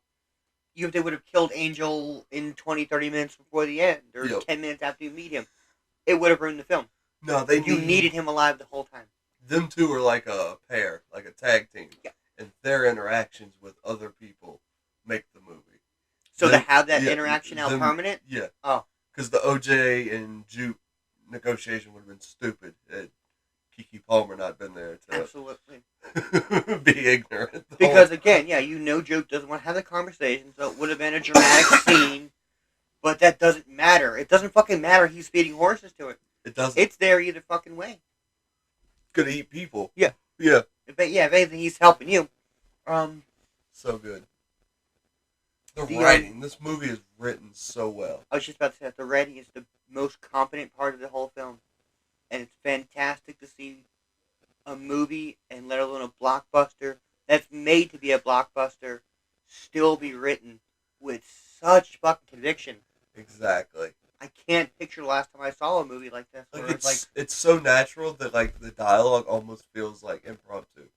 Like it feels like none of it was written down. Between Daniel Kaluuya and Kiki Palmer, though they may have had lines, who gives a fuck? You have a film full of you're riding in the truck with your brother. 3 to 4 Robin Williams. Yeah. It's like they set the scene for him. It was like, hey, you're riding in the truck with your brother, come back from fucking the store. Like, talk. Are you going to talk? Are you not going to talk? When are you going to talk? I'm kind of mad at it. Like, They let them do their own thing. It felt like, and the dialogue is just so natural in this movie. Yeah. You have 40 minutes in this whole drive. We're gonna edit down to 3 minutes. Yeah. To figure out what you're gonna do. Exactly. I just. All I know is when you turn at Jupe's Ranch and see the horse, the camera's gonna go off of you and stick to that metal horse, and it's gonna follow you down the train tracks, and it's scan. Whereas like Quentin has like precise dialogue. Everything he says is like there's a punchline. It's like a tagline. Every reference is a thing. Like it's so precise the way he uses shit in his dialogue. Quentin is closer to a David Fincher than Jordan Peele is to a David Fincher. Exactly. Jordan Peele will not reset the whole scene. No. Quentin will be because like, something went wrong. Quentin will. Wrong song on the Fincher radio. will. Yeah. Jordan Peele is like, okay, cool. Try again. Natural. Yeah. Shake it off. Go. Yep. He's gonna get fantastic takes. I'm not saying Quentin won't or Fincher won't, but they're just different approaches. Yep. But in the same narrowistic way. Peele takes more of just like an artist approach. Like I have this. It's his improv. I have this canvas. I have this amount of time. I'm gonna do this. Whatever happens, I'm gonna use it. It's his improv ability. He has the ability to write down one sentence. Yeah. And that's the whole skit. And I bet that's got to come from that sketch comedy shit. Mad TV? It's got to. It's unironically way better than fucking Saturday Night Live. I loved it. I love this movie. Same, because I was so bummed out by Us. I was not expecting. Well, because going in, the lack of publicity, they had the 3 trailers or whatever, but you kind of got the gist of what was going on, but you had no fucking idea. Something was in the sky. Yeah. That's it. That was it. Yeah, the major arc of them finding out that it's its own species, it's not a ship, was fantastic. It puffing up in front of Kahlua, I loved it. The design was have we seen it yet? Nah, not yet. Because I want to talk about when we do see it, because you know my love of balloons and like expanding, and oh man, it was like, if I could have a shoe of jean jacket, that would fuck me. It was so fucking beautiful. Yeah, because where do they go from here? They're putting the cameras up. They know something's up, and they tell him to leave because then he's still an outsider, and they're like, my boss is gonna call you. Oh like, yeah, 5 stars. 5 stars, Angel. 5 stars. I love it. They're like lovely. They're back. I don't want to say back and forth. They're back and forth. As far as distance, like the juke conversation through the fence. Through the field. You can stay there. That's the best. The thumbs up. Okay, thumbs up. Thumbs up. Thumbs up. Thumbs up. Thumbs up. He's like, should I do it? She's like, yeah. Yeah, it's just, I love it. It's just, they're distant. So yeah, the whole like 5 stars is just the farther so back funny. They get is the funnier, because it's just 5 stars. I want to give our flyer and the wind catches it. Yeah. It's fucking fantastic. Thumbs up. All right, thumbs up. You're right. Thumbs up. Oh, I love it. And I like that. An angel's still standing there. Their retaliation, because he sends the kids over to scare him, and he just decks them, and she's like, "Oh hell yeah, prank war! They started it," and he's like, "You started it." And she's like, "Oh yeah," she stole the horse. It's that dynamic. It's just you couldn't have wrote that. Yeah, Angel's still distant at this point, so he secretly watches the cameras without her knowing, and she makes a comment. She's like, "Are you seeing these?" She's like, "Oh hell yeah, I'm seeing it." She's like, "Don't watch my cameras." The praying mantis scene, which I don't know. People want to scream convenience. People want to scream inconvenience. If that's the most arguable point in your fucking Alien film, is if a praying mantis should or should not or could and could not be in front of a camera lens the whole time, I'm kind of gonna just fuck it. Say I don't give a shit at this point. I think you want to argue just for the sake of arguing. Absolutely. I didn't mind it. It was whatever. Yeah. I liked her throwing fucking Sour Patch Kids on it. That was funny. I like that this wasn't a fucking feminist film. No, yeah. But boy oh boy, you don't often see roles given to women like this. That are just straight up main characters? Not even main characters, it's just how they are acted out. Yeah. You know, it would have been Kaluuya's character getting on the roof and that's it. I thought that was hilarious. I liked that she was able to like handle her own, and it wasn't a dispute, and it wasn't a conversation, it wasn't an argument. It was like there was no gender argument, like, oh well, she shouldn't have been able to do that. It was like she grew up on a fucking ranch. Why would she not know where the ladder is? That's what I was gonna say. To me, it filled out Keke Palmer's character a little more. Because we knew she left when she was young, got into it with her dad or whatever. Yep. But at the same time, she was raised here. So she knew, of course, she's got the know-how. She's probably been on the roof a million fucking times. Yeah. Like us. No, we're not mechanics, but yeah, if something breaks down, I can hit it with a hammer. Feel like I'm not gonna push it. What the fuck do you want from me? Like, yeah, I'm getting. I'm putting a tree under the tire. I'll figure something out. Like, yeah. But yeah, it didn't feel like a feminist film, and people wanted to argue that. I heard that as an argument where it was like, oh, her character was like too girl power, blah blah blah. I'm like, it was just Furiosa. You're just mad that a woman's on screen at this point. Yeah, I don't get that. Because nothing was like gender biased. It would have just been usually these roles. Angel would have been on the roof, being the funny, throwing Sour Patch Kids. Yeah. Oh, the goofy fucking tech guy that knows computers. He's written to be a third character, and the only siblings is Kahlua and Kiki's character. It's not his fucking house. I'm not climbing on the ladder either. I feel him. Yeah. It was just so stupid basic things I saw when I was, but it was also at the same time I was like, that's cool. It's stupid I have to say that's cool. It's sad that we have to acknowledge that the film has gone so far the other way. Yeah, because like the last time I can remember a quote unquote badass female character that wasn't like written and argued was like Amityville Horror, where like the mom got on the roof to climb the other window to save the kid. Yeah. Or like fucking Poltergeist and shit. It's like no one's taking the chance to be like, it's a brother and sister. Yeah. It's always like, well, it's a brother and sister, but like they're disconnected, but it stays a rift the whole time. Yeah. She refuses to do this because she's so strong. Yeah, it's like, fuck that. It was just like, I need to get proof of an alien. There's a goddamn praying mantis on my goddamn security camera. I'm throwing Sour Patch Kids at it. That's us. It was good to give that comedic relief to her. That's us. Yeah. And she pulls it off perfectly. Oh, she pulls off it perfectly. And the badass female, because it wasn't a, look at me, I'm being a badass female. It's like necessity. It was necessity and brought up in the story organically. Yeah. The motorcycle comment. In the beginning of the film, she makes a comment. She's like, I'll do motorcycle riding. Hell, I'll even make you a badass grilled cheese. Yep. Because she's a jack of all trades in Hollywood now. She doesn't just do the horse training like her family. She does hair. She does... Yeah. So, again, it's brought up so it would only make sense. Yeah, it's not... That she would know how to... Yeah, she's not showing up Kahlua when she's like, no, I'm going to take the motorcycle and lure it away. She's trying to save him. Yeah. She's the one who knows how to use a motorcycle. It's not feminist. It's just her being a fucking good character. But it's a shame I have to bring up that point. It's fucking good writing. It's just great writing. Yeah. That's all it is. But, yeah, Angel is now kind of brought into the fold because they're like, okay, what did you catch? What did you see? Because he tells that was weird. He's like, that cloud right there. That when there's been in the same spot for like however many hours or whatever. Yeah, it's clear skies. Unnatural. Yeah, that one cloud. Which again is just beautiful. It's just beautiful. And when it can make its own cloud or hide said that and like told them that, I watched the same film he did.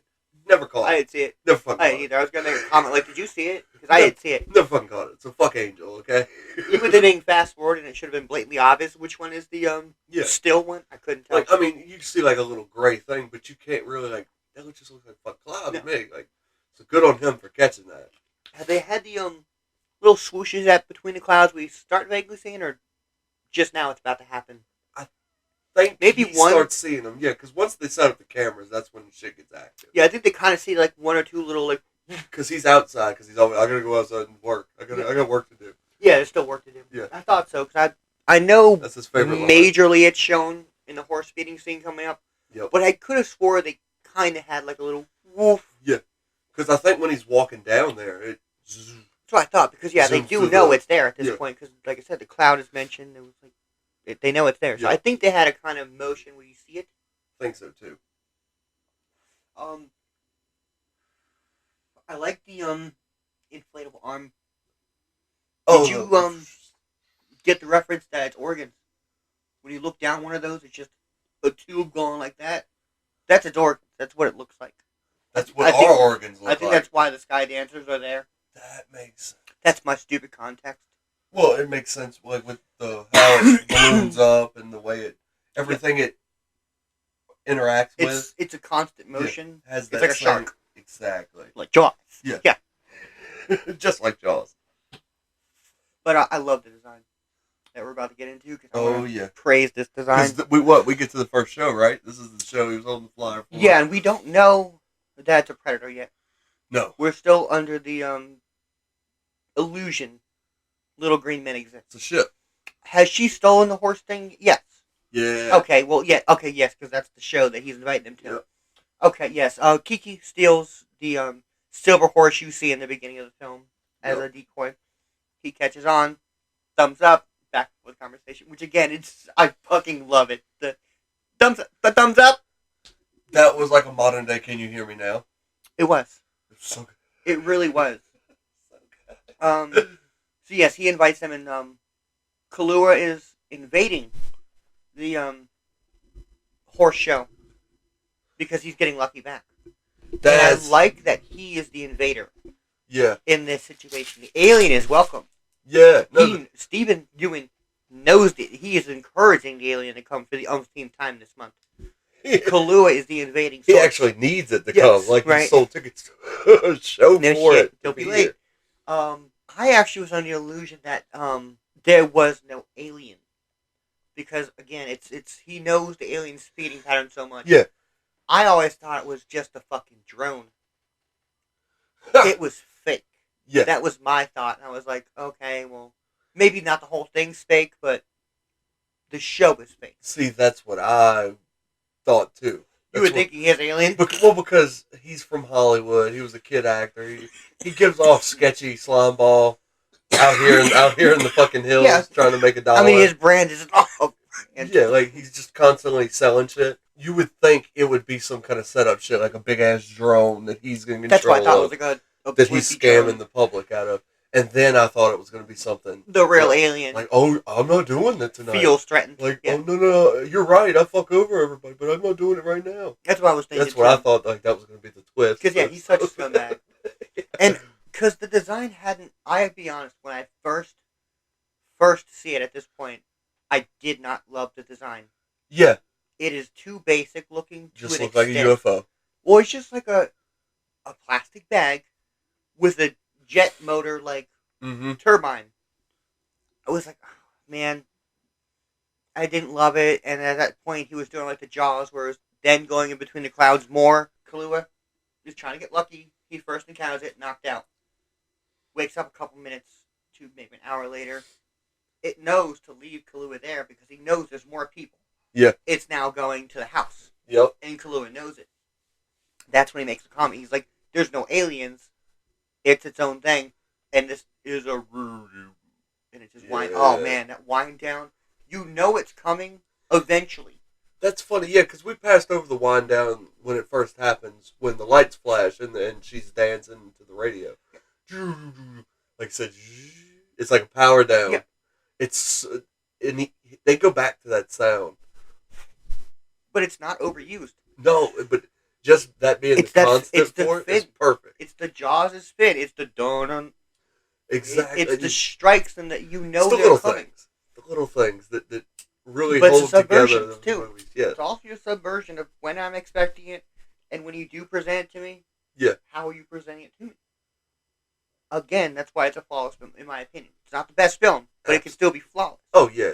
A flawless turkey sandwich is still a fucking turkey sandwich. Yeah, you know what I mean? If you don't like turkey, fuck that sandwich, right? I mean... yeah, but just the right lettuce, mayo, blah, blah, blah. Yeah. If you made the perfect turkey sandwich, good for you. The best steak on earth doesn't mean shit to a vegan. Like. Absolutely. But yeah, I think it's a flawless film because that's subversion. I keep forgetting to talk about the wind down of electricity. Mm-hmm. That is its main calling card, its main striking point in the film. Yep, that's how you know it's close. Yeah. Well, and how natural it feels. Because I just expect you to know. Yeah. Anytime the alien is going to be brought in or I'm glad it wasn't like a weather thing. No, like, oh, when it shows a dark cloud. No phenomenon. Stupid like that. It's like, oh, that's dumb. Because then anyone could see it. Yeah. You would be able to pinpoint it. But just the electricity. Well, that apparently it can choose. Yeah. When, even if it's in the same area, like, yes, it gives off its own negative field, but it can also, its intensity.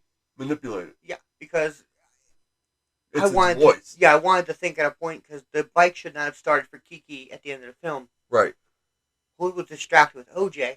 Exactly. Even if it wasn't the same area, it was presenting itself in its true form to OJ as a worthy. It was already looking at OJ. It was going towards OJ. It wasn't using its. So I think it can fluctuate. It wasn't camouflaging anymore. So I think it was already over the house. Yeah. I don't think it just pulled up over the house and he coincidentally called. Her getting on the bike was a distraction. Yes. To get him away from OJ. So I think it was already over the house. Yeah. It just chose to wait until it knew Kaluuya was calling or coming to the house because he could see the headlights. I think it's kind of like an active camo with. I think it is with the predator. Like when it's hiding, it can hide, but if you find it, it can't hide anymore. Yeah, you know what I'm saying? Like so, it can't use that same. You can see. I can't shut off all the power because now I have to physically show myself and get out, either attack you or get out. I agree. Yeah, it's a good way to present it is the cloaking in Predator. It really is because it'll choose when to That and the Arbiter. Shout out to the Arbiter. He's got the best active camera. Which is to rip the Predator. Everything about that is.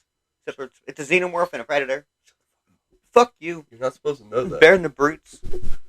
They are better than the Brutes. Fucking the Brutes were so disappointed. The Brutes are the reason they killed Aram, man. I was honestly disappointed when I first saw the What pisses me off about 3? The aliens, the jackals and stuff, because it was like the Flood. Oh man, the Flood is a whole other level of fucking crazy. And then you get those basic ass aliens. Yeah. Grunts and jackals and shit. I mean, it's cool.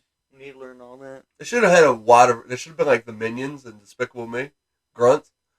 They should have had a wider variety of what they look like, because they're not smart, so they would have forgotten different pieces of armor. Dude would have been out there in a t-shirt, shirtless. Good. Like dude would have just had his helmet on. Yeah. Just his helmet would be butt ass naked. Like that's what I'm picturing. Thinking he's like front of the line, thinking he's top shit. He's got his armor on. If the Grunts are as stupid as we make them out to be, they should have been that. With some more mistakes happening. Right. I guess, but then you can also argue it was also their fucking hierarchy levels, where it was like even with the most fuck up level fuck ups, there's still no fuck ups. True. So I mean, it's just your opinion. Do you support genocide or not? Right. And I think that's what Nope is really about. Yeah. Say no to genocide, kids. Say nope. Nope. To genocide. There you go. And crack is whack. I think Jordan Peele will get money if you say nope. You're saying enough, I think. Would it? I definitely think so. He gets like a nickel. Yeah. Nickel every time someone posts about it. That's hilarious. But, I think it chooses the intensity of its magnetic wave. Yeah, I agree. And I think it waited for Kaluuya to start approaching the house. Because he knew that, well, then I don't need to hunt anymore. Yeah. Again, it's that pre-planning of knowing human and the instincts of animal. And they keep going back to the similarities between it and like the horses. I know that's just because of on the base level, the familiarity with the characters. They work with horses, so of course you're gonna compare it to a horse. But like the balloons that piss off Lucky in the beginning of the movie, like the reflection, it's scared of its reflection. When it sees its reflection, it gets mad. Yeah, because it thinks it's being opposed. Yeah, it's like what the fuck is it? Yeah. So then it kicks in to high gear. It's like, oh, so you do. It's very animalistic in the way it works. It is, and that's why I honestly love the Sky Kaiju battle because it as much as you wanted to argue the point of like, oh, that's stupid, dude. This dormant giant, the only thing in his mind that could oppose him is now free and roaming his sky. It didn't bother him on the ground. Mm-mm. That Jupe inflatable was not. It knew it existed. Yep. And it knew it could pose a threat. But the second that fucking Jupe thing went and got its ropes cut and started floating up, oh no. Kiki, you can fuck off. The greatest fucking sky battle ever. Oh, it was everything I wanted without knowing. I literally wanted to unironically like bring it up to like kaiju kids. You'd be like, so it does count as a kaiju fight, right? Does it? I mean, it does. It has to. Because I don't know how the kaiju universe works. So. Technically, in my opinion, you can argue whatever you want. Any large monster gets... Any large unexplained monster. Like Cloverfield. Cloverfield, but you can also say they can be explained because, I mean, a lot of monsters are man-made. Of course. I mean, Godzilla's explained. Yeah, chemical reaction, shit like that. In my opinion, as long as one of them exists, even if the balloon's sentient or not, doesn't matter. Still counts as a giant, obscene human figure. Exactly. It's a kaiju battle, bro. It was a kaiju battle. So the movie ended with a kaiju battle. I loved it. So technically, the Jupe won in a suicide tactic. It did. Because it knew, It knew it went up there for one reason. It's essentially like you throw a Wobbuffet against the Mewtwo. Yeah. Wobbuffet's gonna win. Yeah, but you did mirror. Yeah. You did mirror, screen mirror. Absolutely. So, Wobbuffet's technically gonna lose, but it's also gonna win. Yeah. Mewtwo hit you with Psychic. Shuckle. Because Shuckle technically has like the highest defense ever. It's like a 20 perfect defense like or some that. shit. Yeah. I remember playing that hack for a minute. It was like use Shuckle. Is that the one that like battle. doesn't have a type, so it doesn't have a weakness? I so forgot. It's like impossible to beat. Yeah, I forgot what it was. Not impossible, but it's just like nothing's effective against it. Yeah, it was like a perfect stat defense. Stupid. It was insane. God. So yeah, we've kind of seen his first one, and I like it because it does feel small. And I questioned for a minute, I'm like, it's changing size, but I was like, pufferfishes change size. Yeah. A balloon changes size. Well, and by this point, it knows it's under attack. It's puffing itself up beyond belief, let alone its true form eventually. That's what I kept. Yeah, because it's small in the arena. Yeah. It's like no bigger, not much bigger than a horse. No, yeah. I mean, it is, but I mean, like. That's why I said that shot looks so funny. Yeah, its tube can only like pull in a horse. It looks like. Then at the end of the film, it's like that's not even a mouth. No, yeah. There's a fingertip I'm honestly using. It's insane. I enjoyed the fuck out of that battle. It was totally different. I didn't catch on to the thing until like later on when you see it fly. You see it in the wind. Yeah. And like you see like I'm like holy shit! It's like literally like it's like balloon fabric. Yeah, it's pulling in. Oh man, air but currents it's like organic, literally affecting it. Yeah. It's like a membrane, organic fucking material. Yeah, it's like literally stem cells and balloon kid. It's the best thing in the world. Yeah. But yeah, we're at the night attack, and I think this is where Angel was supposed to die. I kind of believe he was supposed to die too at the end when he obviously gets sucked up. Yeah. But I think he was supposed to die here. I could believe that. It feels like it. He has his own little theme song playing. Yep. The sunglasses at night. Yep. He gets his moment. The car dies. He's already had his comedic relief. He's already had his back. I think this is where he should have done. Where I think Jordan Peele originally had him dying at. I think so too. I think he added the later attack when it's a fallout at the end, just because he existed still. And he probably watching the other film, seeing the chemistry. Yeah. It's like, we could bring him back. He's worth it. Yeah, he said supposedly like it was originally written up until like I don't want to say his scenes were almost done, but I think it was like pretty early on. He was like, "Yeah, I was wrong." Right. Or you were so good, I was wrong accidentally. But yeah, I think he should have died, or I think he was supposed to die at this blackout night point. Yeah. Because at this point, he still is expendable. Exactly. You're attached, but he hasn't been long enough to be a character yet. He's still a body. It would have been the time to do it if they wanted to do it. Yeah. And I liked it. I liked it. The song slowed down for a minute. Mm-hmm. It sounded like that the Michael Jackson Big Mac thing we found. Yep. I literally thought that's what it was. Off the wall. Like, yes. Yes. I was like, yeah, the night attack is. I think this is really because the clues already told you. It's a thinking thing. Yeah. I think it's full on intimidating. I think it's purposely now expending its waste and blood onto the house. Oh yeah. Because he knows that. They know. You're inside the building. It's like a coconut meat. Yeah. It's trying to just scare you out of the house because it doesn't want to eat the debris. It's a dinosaur with cavemen hiding in caves. Like, yeah, I'm not going to waste my time eating the mountain. No, I'll just wait for you to come back out and squish you. Because I love it because he starts dropping shit slowly on Kaluuya's truck and he just fucking pile drives the horse statue through it. Yeah. Because, he's trying to... I was thinking, I'm like, okay, it's cool. But I was like, oh no, holy shit. He's just trying to crack the coconut. Yeah. Trying to kill him. Yeah. Trying to get him out. Yeah. Just let me scare the shit out of you so you leave the house. Because you're going to want to fight or flight and you know you can't fight. I think it being discovered triggered it. Oh, for sure. Because, it had its thing. Its eating patterns with the whole show and everything. Oh, it was cushy. So it had its thing. But when they started poking around... I think that, and I think food was starting to get scarce. I think that how much the humans were suffering was supposed to show you how desperate it is for him. Yeah. Because it knows the Haywoods are almost out of horses. Exactly. And that's who's it knows that there's only 10 people showing up that I'm eating from this audience. It's not enough people to sustain the rest of my life. No. So I think it's in panic mode as well. That's true. I think it's about to like switch over to a different territory, so it's just trying to clear. Yeah. But it could be both. They could have poked it more. Triggered it. Yeah. So it's a mix, but I also definitely think that for sure it had a moment where it was panicking because its like, food supply. Now they're fucking with me. It's like, that's not good. Yeah, his food supply is definitely endangered. Gotta get these motherfuckers out of here. Because I don't know. I don't want them to do a series. I don't want there to be more of them. No.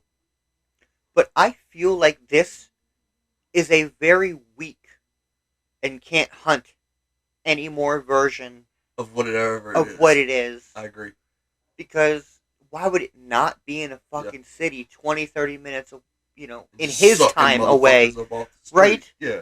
Just being a crazy coincidence. That's why I think the secretiveness of it is so important to it. It must feel like it's an endangered species, obviously. Well, I think it's in their nature, obviously, to hide as well. It's in any, but I think it's also trying to hide more. Yeah. Just for the safety, it's like I could go, but then everyone would see me, and I'm gonna die, and I'm the only one. Yeah, I feel like it's a weak species of its kind because it just doesn't seem like a place that should be flourishing. I agree. It's just so off the wall. And I would love some more. Like like you said, not a sequel, but like something similar in the same universe. That's what I'm thinking. In the same universe, just he's gonna have weird things. He's gonna have to come up with another monster. I think he's kind of gonna Clover. If he does, he could Cloverfield it. Of course. Yeah. Where it's just, well, did anyone know it was already here? Yeah, same universe, different events, different. Then they don't even necessarily have to conjoin at any point. Could be on totally different opposite ends of the country. Yeah, it could be fucking horses or like the. All right, hear me out. I'm about to connect all the films. Oh shit! Get Out. Okay, they're trying to purposely get in there because they think black bodies are superior. They have brain swapping technology. Us is about doppelgangers and the U.S. government having a doppelganger program to where there's a subterranean version of everyone on Earth. Right. All right. And Nope has a extra. Where do you think they got the technology from? I think they got the technology from the aliens or some species in Nope, and the horses are a Scientologist alien fucking spirit trapped inside the horses. All humans know is we think they're horses. But really, horses are an intelligent fucking species from, like, fucking planet Noctu next to Wandel. That's true. Hey, I'm with it. I think that's how it's connected. We got the brain swapping technology from the horse aliens. And now this species is its arch nemesis. We get Jean Jacket. Yeah. It's now looking for the one that they captured to get the technology. It's looking for his brother that's lost on Earth that crashed in Roswell. Sending out like a distress signal somewhere. Oh fuck! So next movie we get Destroy All Humans. I'm with it. It's just Destroy All Humans, kind of. Jordan Peele, call us. You want to tie these bitches together? You trying to get in that kaiju universe? What's up? We can. I'll have you 5 horse kaijus by Wednesday. I was about to, just the horse thing. Oh, I got a horse god for you. His name is Megatron. He can turn into a gun. Horse god named Meg Stallion. Man, that's 2 albums. Have you heard it? No. God damn, you need to. It's great. Oh man, I've seen her twerk with She-Hulk. Fuck that, dude. Traumatized is the great album. The world went nuts. I'm telling you, just look up NDA, the first track. It's great. Great. Jean Jacket the Stallion, though. Love it. God. That's the name of the episode. It is. Jean Jacket the Stallion. We found it. Pack it up, kids. We hit gold. I think it's a weaker of its species. I think there might be more of them. Yeah. But yeah, I would like an anomaly universe where you just kind of weird shit happens. Mm-hmm. I don't know. It'd be cool. I agree. This is his most tangible franchise. As much as I don't like franchises. And to me, this is his most thought-provoking movie. By far. Well, because, again, it's emotions. Emotions break race barriers. Exactly. There's always sad. There's always angry. So... like, what is this thing? Why was it here? Is there more? Like, all these questions you get off this one movie. And there's so many ways that you could address it, or going forward, he could take different aspects of these questions. Well, again, that's what makes it a Bible verse. It boils down to a simple lesson of don't make a scene. And don't stare at the person who has a scene happening to them. Not everything is meant to be a fucking TV show. Yeah. Absolutely. That's kind of the moral of the movie. So again, it's stuff like that boils down. I think that's why everything's boiled to a Bible verse in his films. But yeah, it just makes sense. It just don't do certain things. Don't stare at someone who's dying. Yeah. Don't poke the bear. Exactly. But, we seem to keep doing it as a species. Oh, yeah. That's us. Yeah, it's fun. It's fun. Are you fucking kidding me? Have we kind of gotten to a point now where Jupe's dead? Yeah. Oh, we forgot to mention... Oh, yeah, all that. I do want to mention that attack. It is the first time you see the digestive tract and the... and they bring you inside. You hear the screams from... It's good. Previous. So good. It's... Wow. To me, that's what... It's very basic. That's what flipped me. Like, I wasn't sold on the monster at all until I was like, oh, well. Yeah. Well, we're just going to squeeze the life out of humans up here. I can get into this. Yeah, it's just weird because you hear all these different stages. Yeah. You hear the people new screaming, let me out of here. Then you hear the people screaming, let me out of here, that's been screaming it for a day. Yeah, exactly. And then you hear the person in the back screaming, I'm being burned. Yeah. Because they're deeper in the digestive tract or whatever this system of breaking something however down long it takes to break them down. You hear all those, you echo, and he follows and stays and flashes out with the flapping. Yep.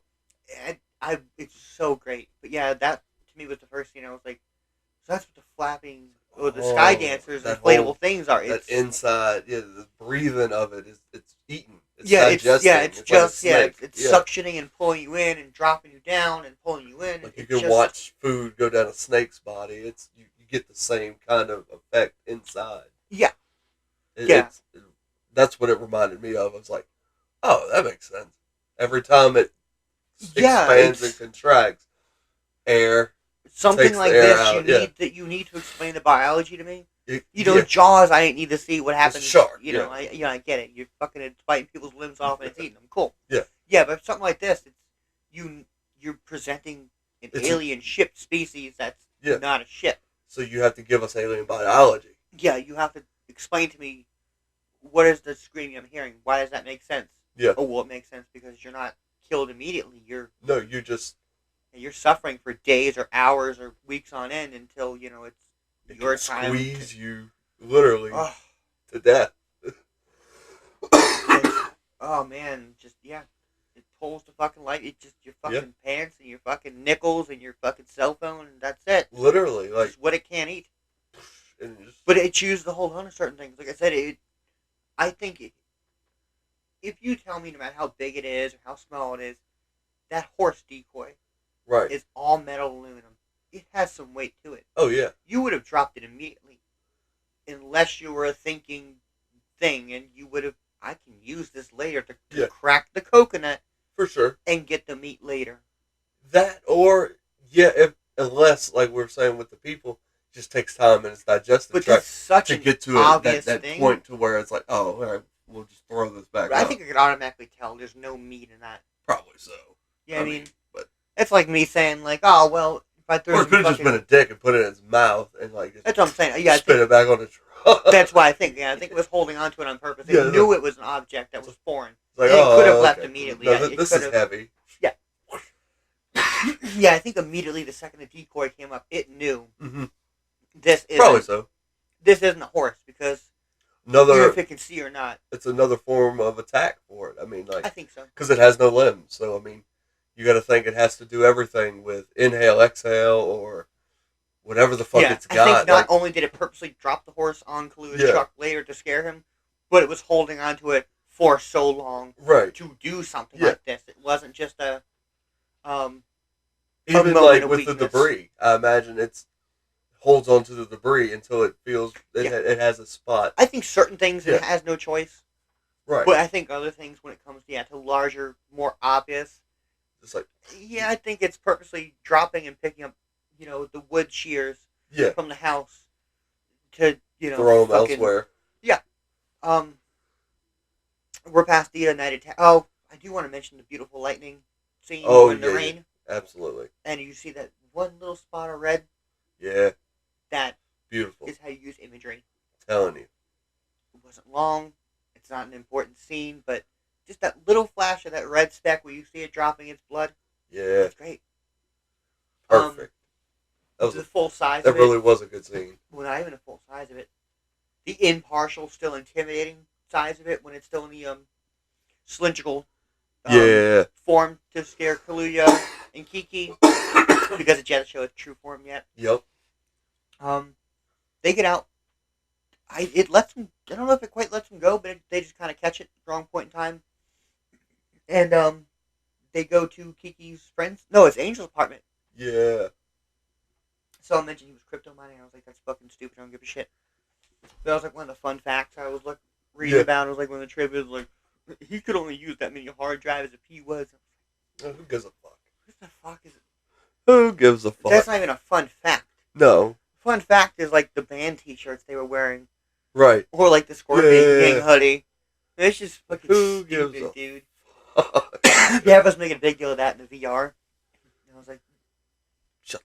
fuck up. Thanks for that surface level fucking relation to this film. You are missing the fucking... Yeah, they like literally just mentioned like gore parts and like that mention. I was like, wow. Okay. Oh, so you just didn't pay attention to the fucking movie. Yeah, I was like, okay, cool. I'm not saying anything's wrong. I feel like Nightmare on Elm Street 10 must be like your favorite film. Right. You know what I mean? Like, so you're just here for the gore and just boobs and blood. Yeah, the stupid shit. Yeah. I like the when they're at the diner and Kaluuya is like it can think. Yeah. And Angel's just like abruptly like, read the fucking room. I was waiting for them to knock the fucking black off his ass. Because like it was the first time he spoke out against OJ and Kiki gives him a look like, holy shit. I don't really think that might have been scripted, but I think the presentation was like offhandedly only could have been done by the actor. Like one take shit. Just like, oh, let's do it. Oh. It was just like so good. Right. Yeah, the room goes quiet. It's like you don't live here. No. And I think it was moving time. It was like, I think that was kind of a newly written part because I think he was supposed to die. Right. So I think at that point, Jordan Peele knew you were attached to Angel because he was attached to Angel. So like, he can now buck up to people because like, well, you belong here. If anything, OJ's character. Yeah. Is gonna punch whoever hurts Angel's feelings now. That's or Kiki's gonna say something. Yeah. I like that. I like that he was like, read the fucking room, and the room just goes silent. Like, damn. Okay. What the fuck? It kind of gets lully here. What is the I don't even know what the chapter's called. Oh fuck, I forgot too. I don't remember. I think I forgot what it's called. It's the last chapter though. It's the second because Jean Jacket's technically the last chapter, and that is their prep. Right. Their prep / calling the director. Mm-hmm. Yeah. Because they called him once, we didn't get to mention it because it doesn't matter. He's not in the film yet. No. So until he is in person on fucking film, I don't care who his character is. He's not in the threefold yet. Yeah. Yeah, it's this weird, boring chapter, and they don't even use it for character development. No. And I don't want to say it's boring. It's just it's not as well presented. Yeah. It's not as happening now. Yeah, it's not as funny. Yeah, you're not learning anything new. Just shit's happening. Yeah. We need to get to a point where they're retaliating. Right. So there's going to be, 10, 15 minutes. So this is kind of the we need a plan. Yeah. Part of the movie. But it's not execution. The map's not even drawn up yet. It's just like, he gives them this little point, which I get. You needed it. Because it kind of gave that grounding point. If not, it would have been too much action and just end the film. Yeah. But, you don't learn anything new about Angel. He doesn't get fired. No. Someone from Kiki's past doesn't come in. Right. It's kind of nothing happens for 10, 15 minutes. But yeah, now we're at the Jean Jacket / is the last chapter. Yeah. Where she is the Lucky was the name of that chapter. Yes. Yeah. Yep. Yeah, because Lucky the horse. I'm sorry. Yeah, because this chapter ends with them picking Monopoly pieces. Yeah, that's what it is. It's like literally only in the diner and his apartment for 5-10 minutes, and then next chapter is Jean Jack, which is the final one. Because it's someone's a top hat, and he's like, well, fuck it, I want the car. Yeah. And the thimble. And it's funny because that aligns with their jobs. She is sewing the sky dances together, making the parachute. Yep. So I like that. It was a cool little call to, and I don't even say a call to the game Monopoly, but a use of imagery. And I think, but that's kind of puts him more on a Hitchcockian level. Yeah. Because he uses things, but he tells you he's using them. Right. But it still doesn't seem misappropriation. No, it's all subtle. Everything's very subtle. Subtle nods. Yeah, I just want to make a point because I've never heard anyone in the reviews mention that their Monopoly characters match their aligned to the job profession. She's like, well, fuck it, I want the thimble. And the next scene is literally her sewing. Yeah. Okay, that's funny. But yeah, I was like, that's such low hanging fruit, and it is important to the film. Yep.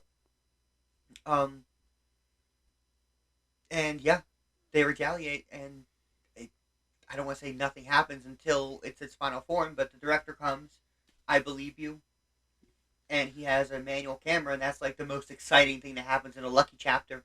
Yep. And that's what it is because of the whole electronic interference. Yeah. They need the crank. Yeah, so we're waiting on the director to show up. That's what the whole Lucky chapter is. Why I say nothing happens until, but him getting the camera there. Boom, we're at the jean jacket scene because now they're like, okay, boom, we're ready. Yeah. And this is when it changes form. It goes from the more UFO shape to like a tentacle jellyfish thing toward the end. I think so. Oh yeah, at the end. Yeah. This is a chapter, but I don't think they've seen it yet. It's just now changed enough sizes for them to know something's up. That they acknowledge that it's that motherfucker's changing. It's evolved. Yeah, it's kind of evolving in their mind because you first see it, it's only as big as it needs to be. Yeah. To be, sleek and running in the clouds. It has no reason to fight yet. Well, now it's puffing up. Yeah. And OJ's already fucked it over once by getting away from them. Exactly. So now when they come back, it's the same size, puffed up, and it still not its true form. Because they're still trying to catch the saucer shape. Yeah. In the cloud still, blah blah blah. Yeah, you have to be intimidating. I don't want to say you have to be intimidating, but you have to feel intimidated enough. Yeah. To intimidate more in that next level. It's not a monster yet. Yeah. Yeah, it's still a craft in its basic shape that no matter how oblong it gets. TMZ comes, and that's and they shut down his bike. Yes, that's what that's what sets it off. Is this little chain reaction because TMZ is there. Yep. And another funny little Angel moment is when he does crash. He's like, "No way, that guy fucking lived." And then you hear, "No!" It reminded me of Austin Powers. Will Ferrell's Spy of Shag. Yeah, he goes down a lava pit, but he misses the organ? lava. It's some Band-Aids? Yeah. It reminds me of that hardcore. He has to call them back up to kill him because he's like, "Yeah, can you getting messy down there." Yeah, I love it. He's like, "Oh, he's no way that guy fucking lived." I will attempt to put my weight on the other leg now. Oh God! It too is now broken. Some back teen. Yeah. It's funny, and I like these moments. That's why Angel should have lived and still lives. Yeah, absolutely. The TMZ guys, he's too nail on the head. Yeah. Because the whole time he's like, "Oh, did you get my camera, bro? Grab my phone. Why aren't you filming this?" Yeah, that was. It's a little too much. I know. I guess TMZ are soulless scumbags. So I got it. Par for the course or whatever, but his design is badass though. That fucking slick little silver cafe racer bike. Oh yeah, and he's got the silver fucking helmet. Yeah, for sure. The reflective black. Oh, it's good. It went hard. And it's really weird. He has a juxtaposition point because he's like, "Oh, so you must be a nobody as well here, blah, blah, blah." Right. And then she's like, "Oh, you hear about this?" And he's instantly, he's like, "Oh, well, howdy." Yeah. It's so fucking good. the best. I almost kind of do hate it because he's not in it long. No, he's not. I would have just rather him stick with the whole like dark, mysterious angle. Yeah. Just to see him get Batman KO'd like 2 seconds in, like just he's a Justice League thing where it's like Flash is like, I got this. Yeah. He just gets fucking pile drive in 2 seconds. Yeah, there's like ganging up on him. Every time. Yeah. I think Chris Brown and Stomp the Yard lasted longer. Oh shit. Deep cut. About 7 minutes. I think so. I think it was like 8.5. I'll give him credit because that intro's He long. gets one dance. He gets one dance. Right after the dance. It's the worst dance of the movie. Yeah. I think Served has a better finale than that. Has a better intro. Yeah, and they paid Joe Budden a lot of money for Pump It Up. No shit. Pump. That is him. Do. Yep. I forgot that. That's him. Damn. Just Blaze. Damn. That's good. Yeah, the TMZ guys are a little nail on the head. I liked it though, but I didn't like it. I wish it was just a little more intimidating because they know he's gonna die. Flips over, cracks his fucking neck. Oh yeah. Or his arm or something like that. Film this. Yeah, he's like, film it, blah blah blah. Kaluuya tries to save him, which I get. Yeah. But it's also one of those things where I was like, I kind of wish he was more focused, but that would have been missing the point of the film. It's like, yeah, don't draw attention to a spectacle, blah blah blah. But I'd like it. He leaves him within 2. He realistically leaves him. Like the second Jean Jacket shows up, he's like, I gotta bounce. I'm out, bro. Felt bad, not that bad. That intimidation scene though, yeah. Where Kaluuya's not looking at him, he's like staring down the ground, and you just see the thing hovering, and you hear, It's fucking wow, terrifying. It was like some fucking Constantine shit. Oh yeah. Oh man, it's so good because it has that just little bit of suction, just to fuck with it. And like, yeah, the way it uses different tactics, the further away it is. It has like a mode for every like situation. Yeah, for this, I guess because I watched Prey like right before this. Mm-hmm. This gives me so like parallels to the Predator, like it's like the creature itself. Like, I mean, honestly, OJ and Thunderbird, yeah, her character are the same thing. Pretty much. They're just outwitting this thing instead of going brute strength. Yeah, they're not stronger than it. Because her whole thing is she doesn't pose a threat. Yeah. To That's why he doesn't fuck with her. Yeah. Which is kind of at first. Yeah. So it's the same thing as Kaluuya because he keeps trying to catch him slipping. He's like, that's why he does like the screams. He's like, hoping you'll maybe hear a familiar scream. Right. And maybe you'll look up. I know you know not to look up, but maybe make it sound like Kiki. Yeah. So I think he fucked it on purpose. And, of course. He doesn't slip up still. And now they're finally challenging, and he does the run and opens the parachute. Yeah. Boom, finale. It's got like barbed wire or something. No, not yet. Because, Kaluuya jumps the parachute, and Jean Jacket shows its true form. Yeah. Now you see it open and spread like a fucking biblically accurate angel, honestly. Right. It's insane. I like its weird flapping, unflapping, the green furls. Yeah. That I guess would you presume to be its mouth or eye? Something like that. But yeah, it's like ever turning in on itself, and it reminds me very much of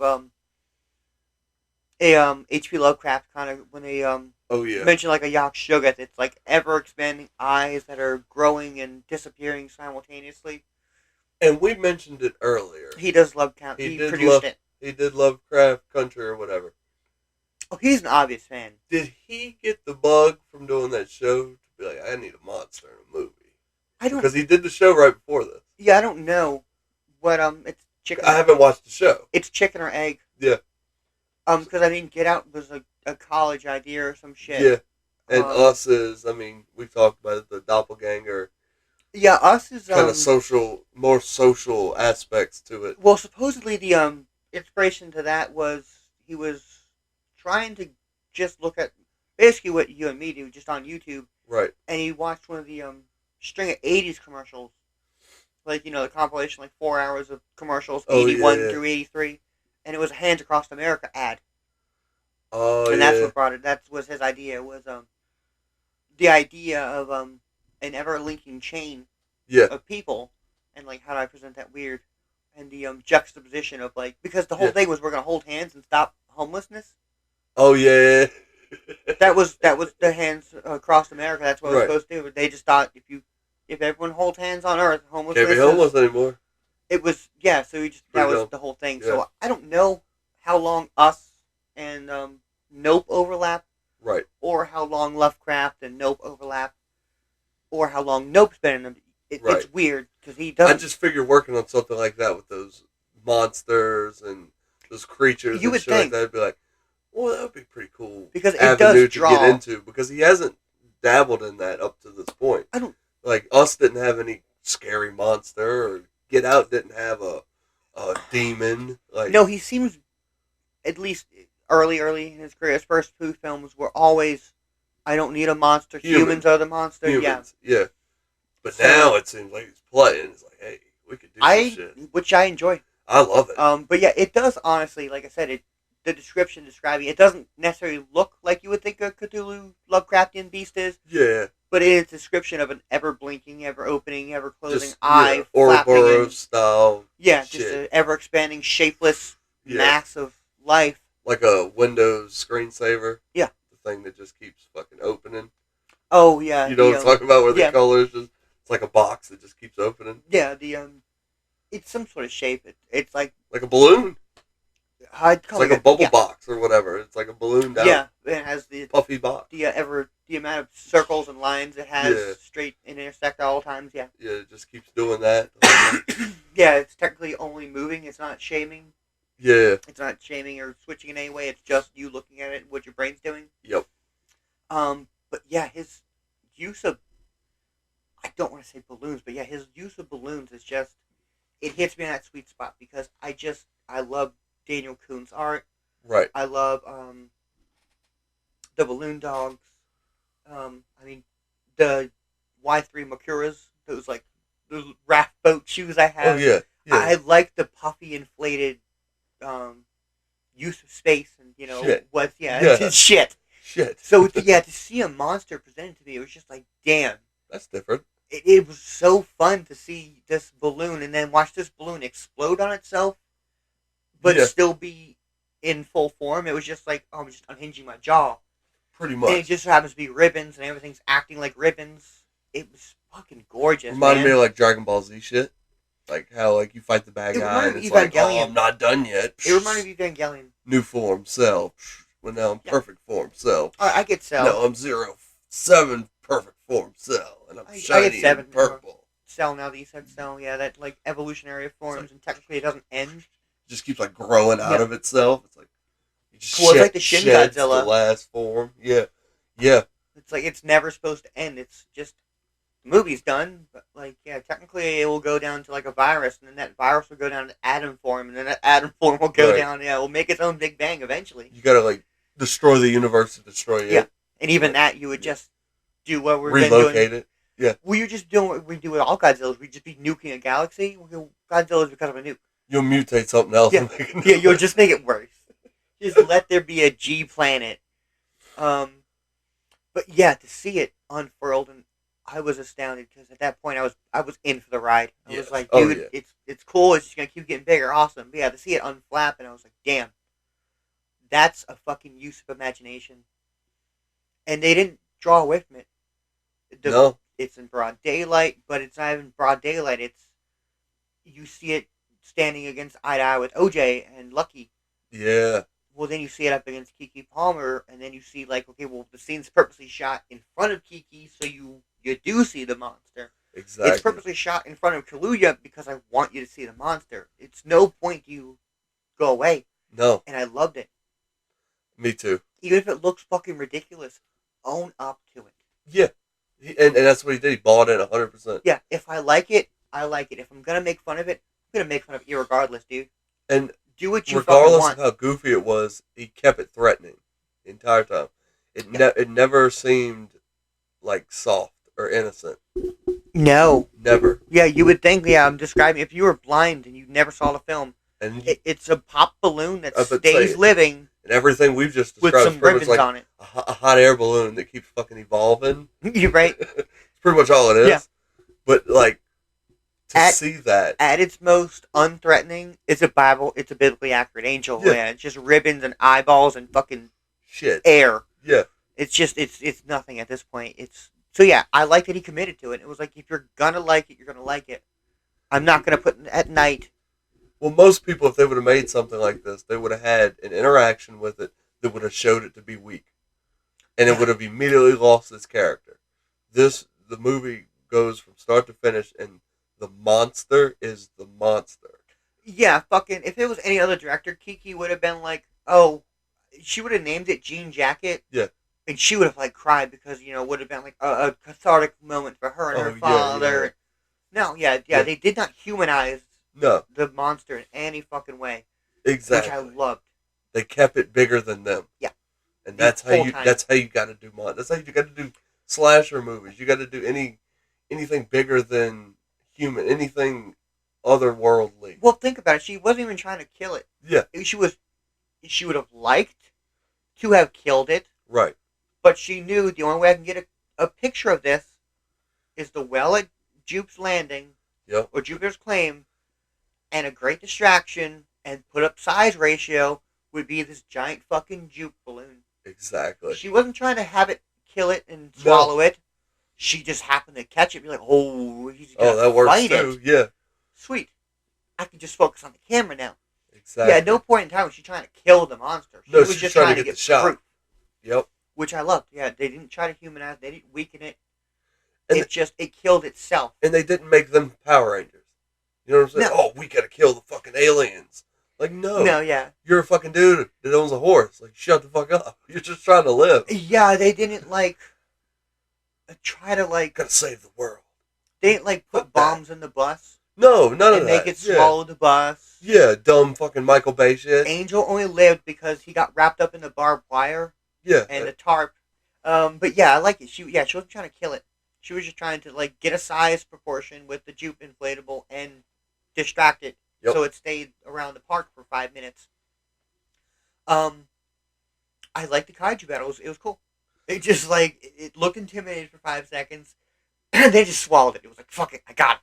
Yeah. It was so stoked with itself. It was like, got it. But this is where it swallows the barbed wire, yes, right? It has nothing to do with the barbed wire. It just, it swallows the Jupe balloon. Yeah. And because of its teeth, or not teeth, but its pressure of the balloon is not organic. Fucks it up. So it's going to pop and make a puncture. Second you make a puncture in that balloon, yeah. Ooh, boy howdy. That thing's full of helium. It's not full of air. Yeah.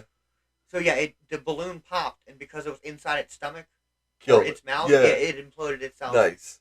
Which is Jaws. Yeah, exactly. Jaws ends with a scuba tank in the mouth. Yeah. Yep. 100%. So yeah, the second, if you were any bit like, oh, well, it's not Jaws. It's literally fucking Jaws. It literally ends with a helium explosion in its fucking mouth and it killing itself. And what a fucking perfect movie to use as a frame of reference for a movie today. Jaws. Classic. It's the blockbuster. It's the earned first one. Earned its stripes. People know it by fucking mention. Well, yeah, you don't even have to do a parody of Jaws. You just have to have a shark in your film.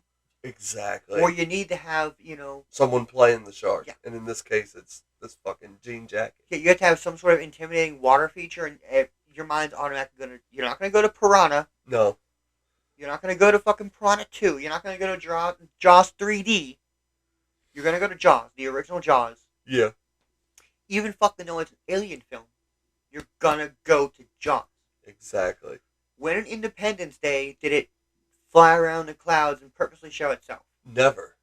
When in fucking Third Encounters did it do that? Nothing. And actually, you get the other. You get the polar opposite. Instead of the human looking up, you get the spaceship looking down. There's a lot of shots. Oh, yeah. They love, alien movies love to show looking down. Yeah. Because you get the skyline, you get the building. It's such an easy feature. Makes humans look like ants. Yeah, it's such an easy fuck. You can just get a bunch of helicopter shots. Oh, yeah. That's all you're doing. Audio on top, and that's throw all some you're doing. fucking green lights in there. Hell, use these cheap ass mics in a helicopter. I bet you get the Hold up the GTA. Yeah. Do the mission for fucking Trevor's trying to get the cars. But this whole movie was shot from the humans. They had a couple shots from the sky, but it was only for the fun of it. Yeah. And I like that the little streamers used as the fin for a second, because there's two scenes, or at least one, where That's all it's you just see. the sky scene, and then you see a little streamer coming out of the sky, and it's like, cool. Oh, that's what that is. It's nice. I liked it. It's thin. Yeah, it's literally beginning to end textbook Jaws, but it's done in such a way. It's just an homage, and it's just the idea. Yep. I like the ending being the ending of Jupe's day. It was like, well, you can't stay here, blah blah blah. It's been nice. Have fun, folks. Yeah. And then it goes black. It was good. A good classic way of using your environment. I think it kind of wasted because I think they show the film crew. Yep. And like the police show up finally. Yeah. Which was unneeded. No. I knew they already had sent TMZ. Exactly. People know. That has nothing to do with the story, and I get it. It was to show that it went. It she blew got up. it. She got the picture, and she has the only proof. And like, oh boy, howdy, she's gonna be rich, and we did it. And hell yeah, OJ, and let's do it. Thumbs up. It wasn't like that. I don't think it needed it. Another problem people had was the director. They didn't like him killing himself. Oh. They thought it was out of character. I'm like, it was pretty in character. The guy's a crazy art guy, and he got the perfect shot. Yeah. He's going to be remembered more if he dies. Duh, he's an artist. Yeah. All artists are remembered better dead than alive. No one give a shit about Warhol or fucking Herring until they die. Even great musicians. Kurt Cobain. Kurt Cobain was cool. He was he was Britney Spears of his time. Yeah. Then he died. That was it. Then he turned into Elvis. Yeah, he was a dick until he died. Yeah. That was it. Yeah, just be an asshole until he died was his theory, which is cool, whatever. But yeah, it was. I don't think it was needed to have that feature of telling me the world's not going to change or not going to learn, or she has the shot, so now she's going to be famous. And it's I know it. The beautiful irony of his character. Like, he's a fucking director. You get the perfect shot. You die getting the perfect shot. Yeah. I didn't think anything was really out of character. I liked that he killed himself. It was cool. I wish they would have stayed on his camera longer. Yeah. So they showed his feet when I was going up. It was cool. And I wish they would have showed, because you already showed me the inside. Yeah. Show it again. Yeah. Through a different camera. Show it longer. Yeah. Show it again. It's like the house that Jack built. Build another house. Guess what? It worked. Do it again. But yeah, I generally thought this is his best film. By far. And I think it's a flawless film. By far. Yeah, what would you rate it? Nothing's 10 out of 10, so 9 out of 10. 9. I agree. Cause maybe like an 8.5. I really want to get picky, but right. I'm giving it a 9. I've watched it too many times already. This movie come out. I am committed. Yeah, a couple months ago. Like I'm here. Like. Yeah, I waited for the hype to die because I like I said, I'd been burned by Us, so I was like, fuck it. But yeah, I think you had seen it. You're like, oh no, you gotta watch it. It's worth it. Gotta watch. And yeah, I watched it. and I was like, damn. If nothing else, if you didn't like the entire movie, I knew you'd like the Gordy scene, and you would appreciate that. So yeah, I'm gonna go watch. I know for a fact. I'm gonna go push you in that door. There's a chimp attack. There's a house that Jack built, and there's a chimp attack in Nope. Yeah. What you do with that information? Do you like it? Do you hate it? Yeah. I don't care. And I was like, yeah. You might not buy into the whole Cowboys and Indians ranch. So I loved it. That might not be the thing. When they show that flashback to the chimp beating the shit out the chick on the floor. Oh, the second he went in for the lip biting, I was committed. I was like, dude, yes. We're here. Yes. We're here. You know what's up. You know they want that sweet, soft meat, bro. But yeah, it was so good. Yeah, 9 out of 10. 9 out of 10. 9 out of 10. Great. Watch Queen and Slim. Watch it. Good night. We're out. Peace.